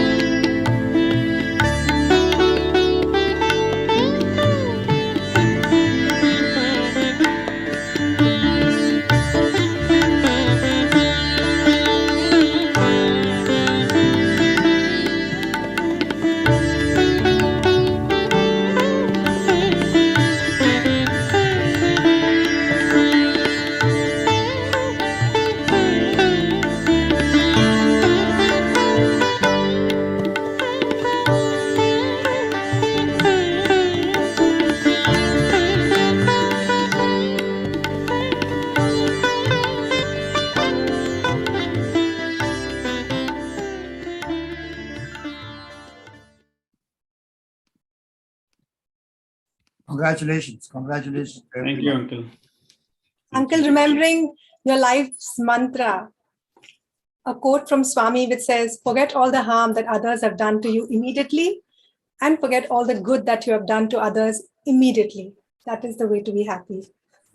That's very true, Kavita. That is the hallmark. That is a great instrument that helps you to progress in service and in sadhana.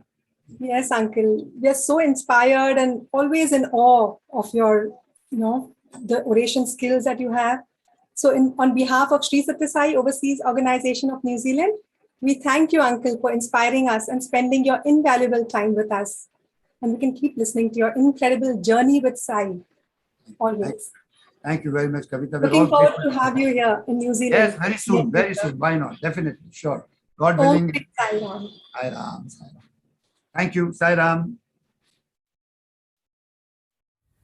Thank you, Auntie Kavita, for those lovely words. Our SSC talent never ends. Now, SSC children from Auckland City Sai Centre present their musical offering at the Divine Lotus Feet. Om Sai Ram. My name is Ananya. My name is Aarti. And my name is Pranav. We are very humbled to offer this musical medley at the Divine Lotus Feet of our beloved Guru Sri Sathya Sai Baba on the occasion of his 96th birth anniversary. Our first piece is Manasa Vajra. And our second piece is Shivaya Namah Shiva. We hope you enjoy. Om Sai Ram.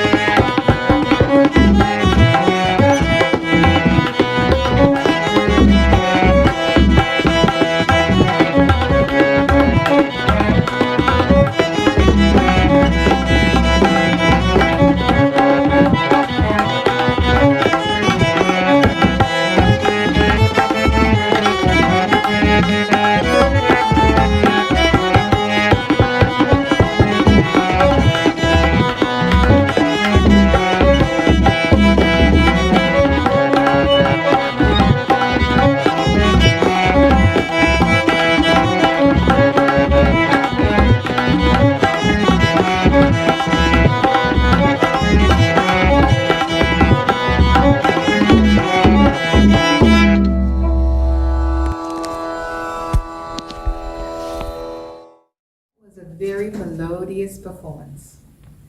SSE has become an integral part of our children's lives, and it lays a strong foundation for a blissful life. Now, the SSE children from Papatoetoe Centre will share how SSE has made a difference in their lives.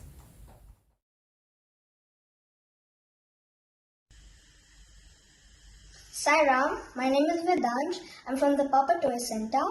I'm 10 years old and have been attending SSE classes since 2019. Attending SSE, I have not only learned about my religion, but also I have learned about other religions, Sarvadharma. In SSE, I loved learning about Swami's life stories, his miracles, and his 5 human values which I tried to follow in my daily life to make myself a better person by helping my classmates, parents, and teachers. Listening to Sai Bhajans has inspired me to sing bhajans as well during SSE and Thursday weekly bhajans. At the SSE library, I read this one book that changed my life forever. The book was called The Healer. Ever since I read that book, my life has become a new journey with Bhagwan Shri Sathya Sai Baba. He has always been there for me ever since. My relationship with Swami is within me forever. Jai Sai. Jai Sai. Today I'm going to be sharing about my journey with SSE. It all began when I moved here from Fiji. I was about 8 to 9 years old at that time. Then I went to SSE. I made some new friends. I got the opportunity to do a small performance for Guru Purnima. That small performance boosted my confidence. It went on to be 2-3 performances for Baba's birthday, Ishwarama Day, and more Guru Purnima events. Then I got the chance to represent New Zealand and do a small performance in front of Swami and thousands of people, and Prashanti Nilyan. My confidence needed to grow, so I took drama-related activities in school to help with that. This trip could not have been possible with our beloved Swami and our trusted SSE teachers who have made me the character that I am today. Jai Sai Ram. Salam everyone. My name is Yash Patel, and I first started my SSE classes in Fiji when I was about 4 to 5 years old. When I first moved to New Zealand, I was shy and not that talkative, but SSE changed that for me. We used to attend regular Thursday bhajans, which then led on for me to attend SSE classes. In SSE classes, I was allowed to reach out of my comfort zone and take part in singing bhajans, doing service activities, and other social activities, such as skits and plays. I am so thankful to all my SSE teachers and our beloved Swami who have led me this far. Thank you, Swami, and thank you to my SSE teachers. Jai Sai Ram. Om Sai Ram. My name is Ganesha and I attend the Papatoetoe Sai Centre. My journey for SSE started when I was 5 years old.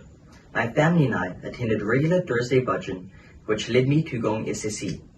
During my time as SSE, I have learned the 5 human values which I have incorporated into my daily life. My self-confidence has also grown. This is because I've been given countless opportunities to perform at many different events. The most notably one for me was the trip to Prashanti in 2018. I got a chance to perform in front of Baba's Mahasamadhi. This has helped me improve my confidence and grow my confidence so I can be a more confident person in my daily life. I'm very grateful for my parents for introducing me to SSE, my teachers for teaching me and helping me, and our beloved Swami for guiding me through my journey. Om Sai Ram. Salam everyone, my name is Kashika Naikar and my journey with SSE began when I was around 5 years old. It first started when my family started to go to regular Thursday bhajans, which then led to me joining SSE. SSE has given me the opportunity to grow as a person and make new friends. Since joining SSE, my amazing teachers have helped me step out of my comfort zone and perform for numerous occasions like Swami's birthday, Swami's Mahasamadhi, and Ishwarama Day. I am truly grateful to be an SSE student and hope to continue this with Swami's grace and blessings. Om Sai Ram. Salam everyone, my name is Samaya Naikar and my journey in SSE began when I was around 3 to 4 years old. I was inspired seeing my older sister attend regular SSE lessons on Saturday and was eager to join. SSE has taught me many valuable lessons, like the 5 human values, which are love, truth, peace, right conduct, and non-violence. I am so grateful for all my SSC teachers who have guided me to follow in the footsteps of Swami. Om Sai Ram. For sharing your journey with Sai.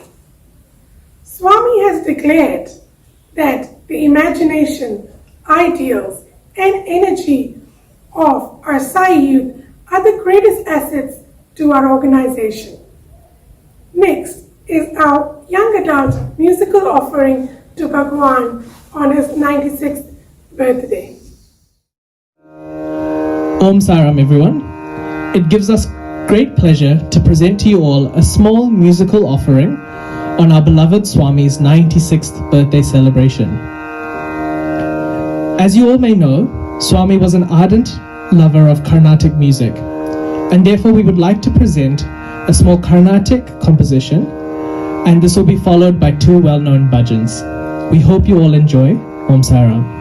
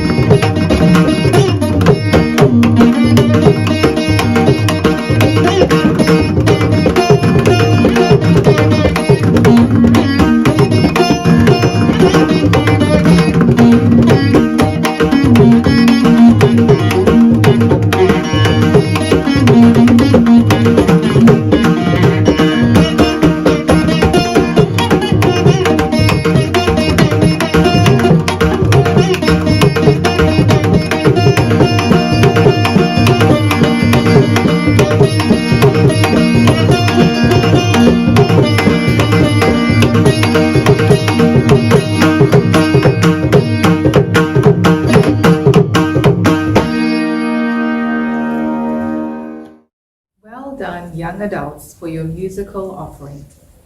Now, let's get into a time machine and travel back in time and space to old Puttaparthi as it was in Swami's young age. Our North Shore Sai Center has created a beautiful podcast to take this journey to Sai.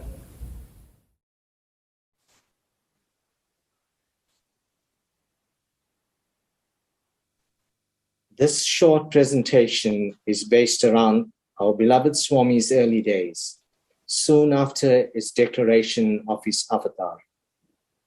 It is around the time of the inauguration of Swami's first ever mandir. This mandir, which we call Path Mandir today, is symbolic of the unity and purity of devotees that led to the construction of a residence for divinity. The inauguration of the mandir was on the 14th of December, 1945. The following are small snippets of Leelas Swami bestowed upon his beloved devotees during that period. Many devotees would come to Swami at that time and stay with him at the Patha Mandir. And if there was a festival, Swami would help in all the preparation and work with all the devotees, even though all the preparation was for him. He would be so happy, laughing and singing. After the festival was over and the time came for the devotees to leave, Swami would plead with them to stay longer. On the day of their departure, Swami would lock himself in his room because he felt so bad that all the devotees were leaving.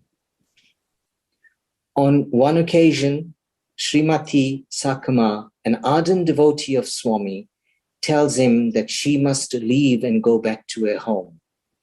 Sakama was very dear to Swami, and she basically looked after all his needs while she was there. Sakama, you cannot leave now. Please stay a little longer. After much pleading, Sakama relents.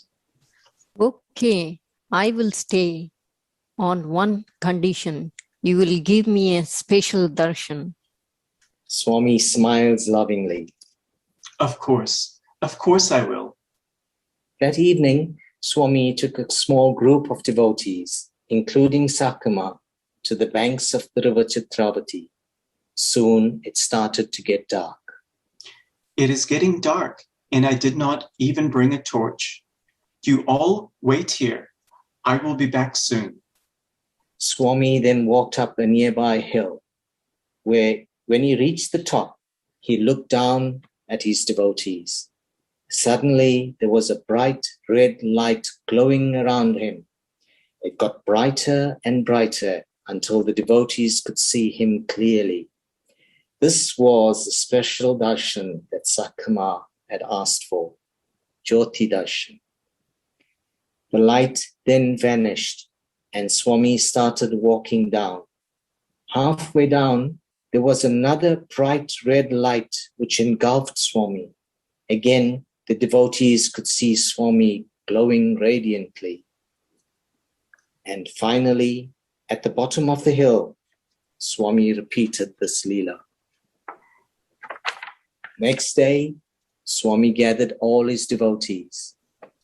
What did you all see yesterday evening on the hill? Swami, I saw Lord Vishnu in the bright light. Swami, I saw Lord Shiva in the light. I saw you, Swami. All the devotees gave their version of what they saw. All had seen different things. Each one of them had their own beautiful vision. On another occasion, Sakama asked Swami, Swami, how is it possible that in the middle of the battlefield, when the Pandavas and Kauravas are ready to begin their battle, Krishna is standing there and reciting the Bhagavad Gita to Arjuna? How is that possible? It would take hours to go through the 700 verses. In the middle of the battlefield, where would Krishna have the time? Swami did not answer her then. That evening, again on the banks of the Chitravati river, Swami sat on the sand. He was playing with the sand and suddenly brought out a beautiful ivory statue of the Gita Upadesham, Krishna and Arjuna on the chariot. Krishna, as the charioteer, sat at the front of the beautiful chariot, holding the reins of the horses. Arjuna sat despondently behind him. Krishna was telling Arjuna the Bhagavad Gita. Swami then started pointing out the intricacies of the beautiful statue. Look how beautiful the chariot is. Look at how radiant Krishna looks. Look at Arjuna. He looks so confused. And look at his beautiful Gandiva. Look at the beautiful horses.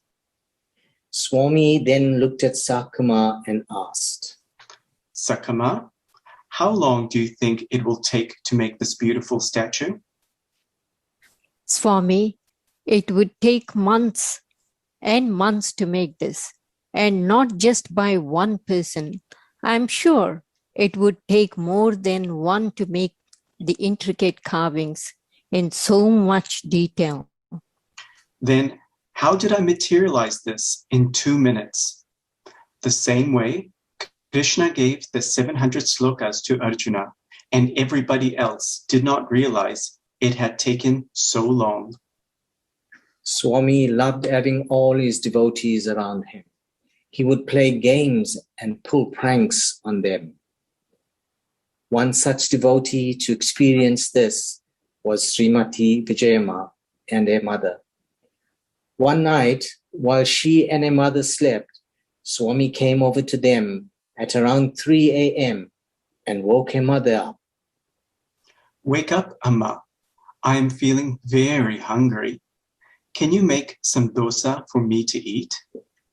Yes, Swami, I will make dosa for you. Vijaya, get up and help me make dosa for Swami. So both mother and daughter got up and started preparing the mixture to make the dosa. They were just about to start cooking the dosa when Swami came to them and said, Amma, don't make any noise when you make the dosa. What are you saying, Swami? Cooking the dosa will make some noise. Everyone is sleeping and they will be disturbed. Ayo, what do I do? How can I cook dosa without making any noise? Look, you asked me to make the dosa for you, so you make sure no noise is made. Swami smiled and nodded his head. Lo and behold, when Amma cooked the dosa, not one sound came from the cooking.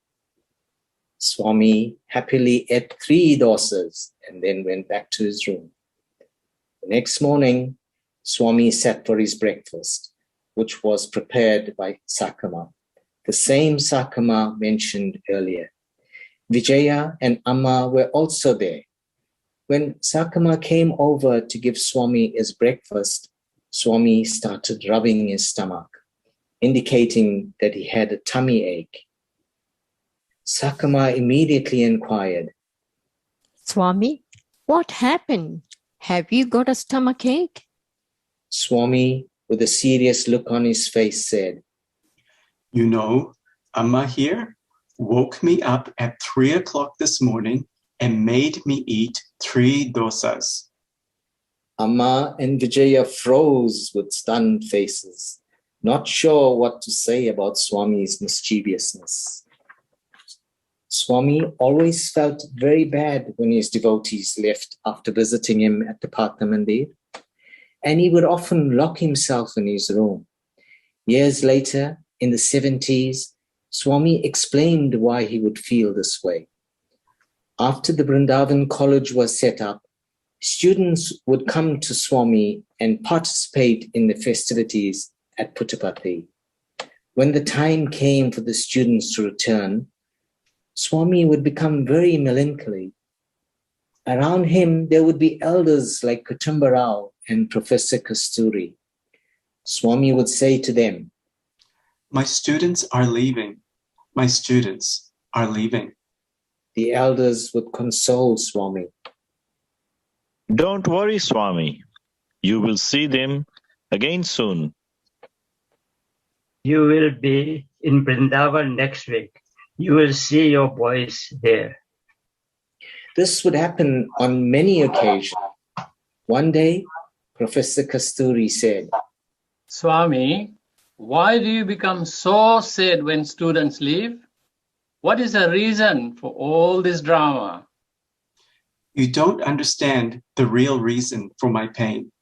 See, as long as these boys are here, as long as they are here with Swami, Swami is the center of their lives. They are constantly thinking of Swami. Whatever they do, they dedicate to Swami. Every moment of the day, they are thinking about Swami. Now, when they leave, they will forget Swami, and that is not good for them. And I am feeling for that. Similarly, back in the Pathamandir, when devotees would leave, they would forget Swami as they would be back in their worldly routines. And Swami would feel bad that these devotees who had his precious opportunity of constantly thinking of Swami, being with Swami, are moving away from that opportunity. Jai Sai Ram.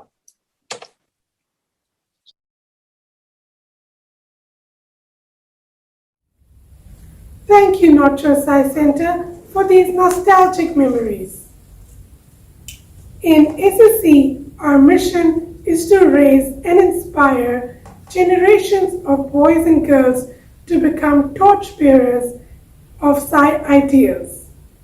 Now, we have an SSC student, Maitri, from Hawakin Pakaranga Sai Center, presenting a bhajan in the form of dance. Om Namah Shivaya.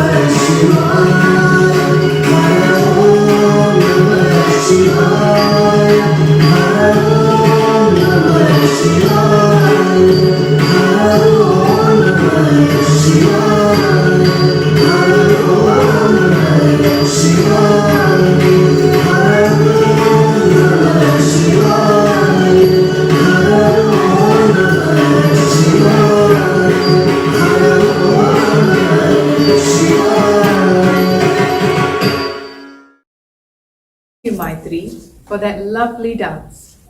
Now, let's clap our hands and sing aloud the glory of our beloved Lord. Hare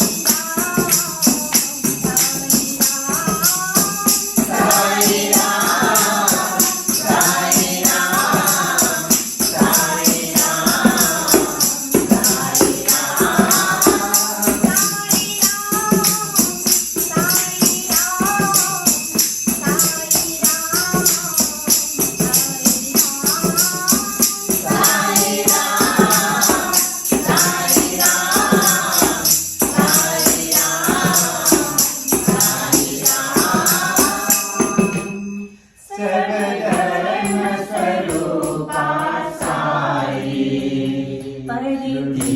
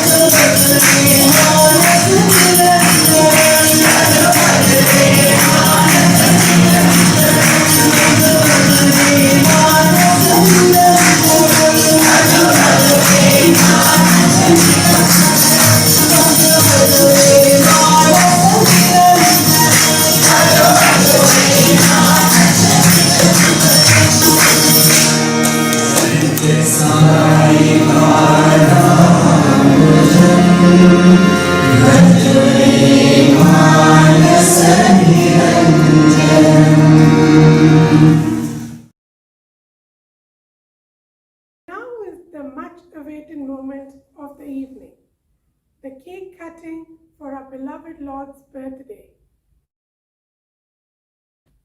We lovingly invite Auntie Maheshwari Kanapati Pillai to do the honors.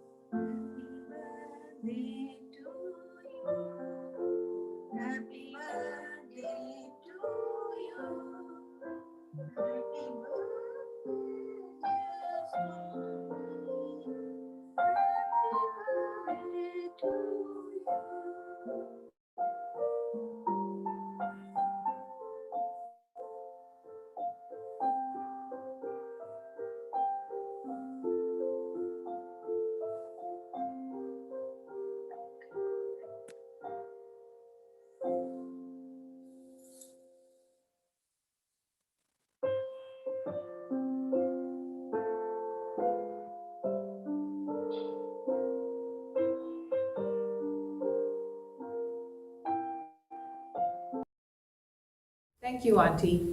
Now, I'd like to invite Uncle Mahesh to do the vote of thanks. Following that, we will have the Sarvadharma prayers and the Arati. Now, Vaishali and I will sign off for the night. Sai Ram. Loving Sai Ram to you all. What a beautiful bouquet of programs filled with love, devotion, and dedication. Thank you, Swami, for giving us this opportunity to offer our love and dedication at your divine lotus feet. I would like to take this opportunity to express our gratitude to the National Council, regional presidents, and the regional teams, and the center presidents, center devotional coordinators for putting this program together.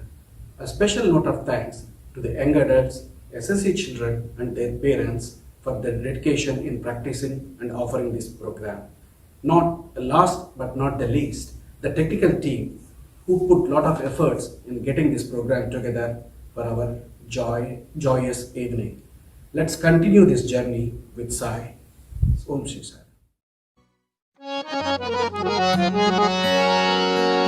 Om Jai Jagadish Hare Swami Sathya Sai Hare Bhakta Jana Samrakshak Bhakta Jana Samrakshak Pati Maheshwara Om Jai Jagadish Hare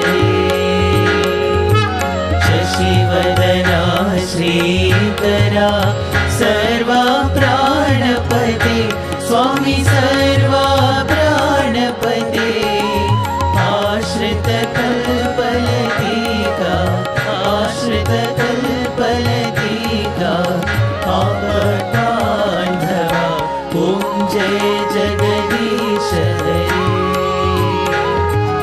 Mata Pita Guru Daivamu Mariyantayu Nive Swami Mariyantayu Nive Nada Brahma Jagannatha Nada Brahma Jagannatha Nagena Shayana Om Jai Jagadish Hare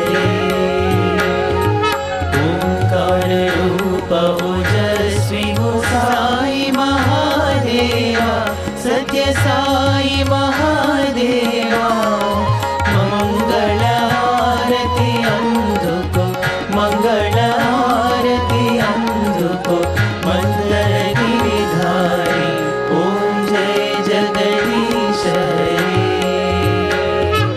Narayana Narayana Om Satya Narayana Narayana Narayana Om Narayana Narayana Om Satya Narayana Narayana Om Satya Narayana Narayana Om Jai Sadguru Deva Narayana Narayana Om Satya Narayana Narayana Narayana Om Narayana Narayana Om Satya Narayana Narayana Om Satya Narayana Narayana Om Jai Sadguru Deva Narayana Narayana Om Satya Narayana Narayana Narayana Om Narayana Narayana Om Satya Narayana Narayana Om Satya Narayana Narayana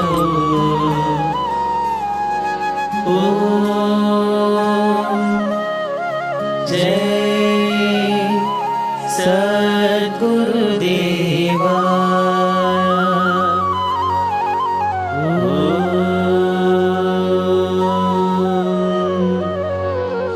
Shanti Shanti Shanti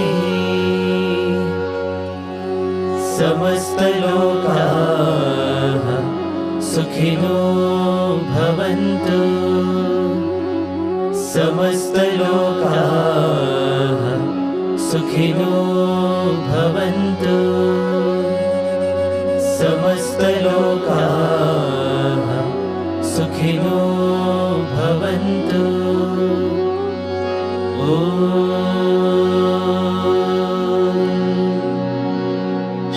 शान्ति शान्ति शान्तिः।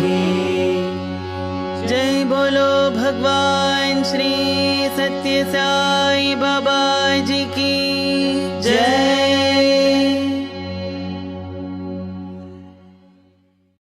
परमं पवित्रं बाबा विभूतिं परमं विचित्रं लीला विभूतिं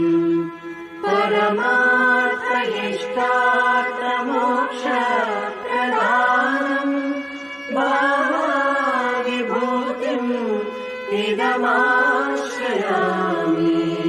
परमं पवित्रं बाबा विभूतिं परमं विचित्रं लीला विभूतिं परमार्थइष्टार्थमोक्षप्रदानं बाबा विभूतिं इदमाश्रयामि। परमं पवित्रं बाबा विभूतिं परमं विचित्रं लीला विभूतिं परमार्थइष्टार्थमोक्षप्रदानं बाबा विभूतिं इदमाश्रयामि।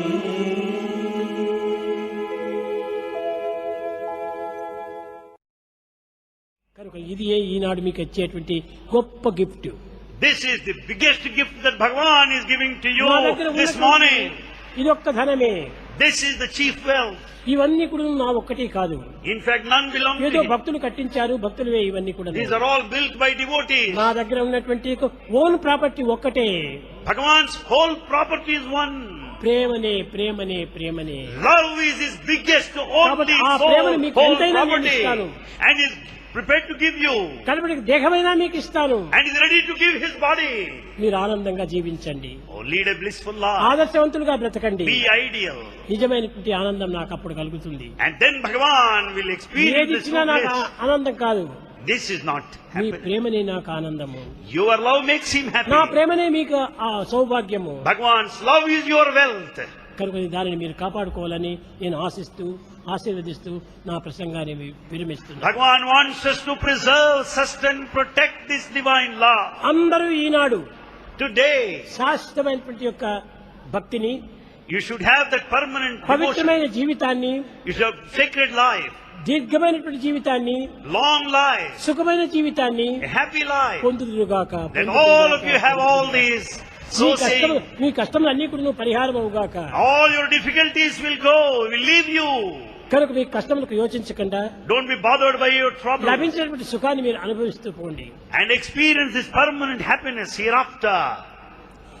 ప్రేమ ముదిత మనసే కహో రామ రామ రామ రామ రామ రామ రామ రామ రామ శ్రీ రామ రామ రామ.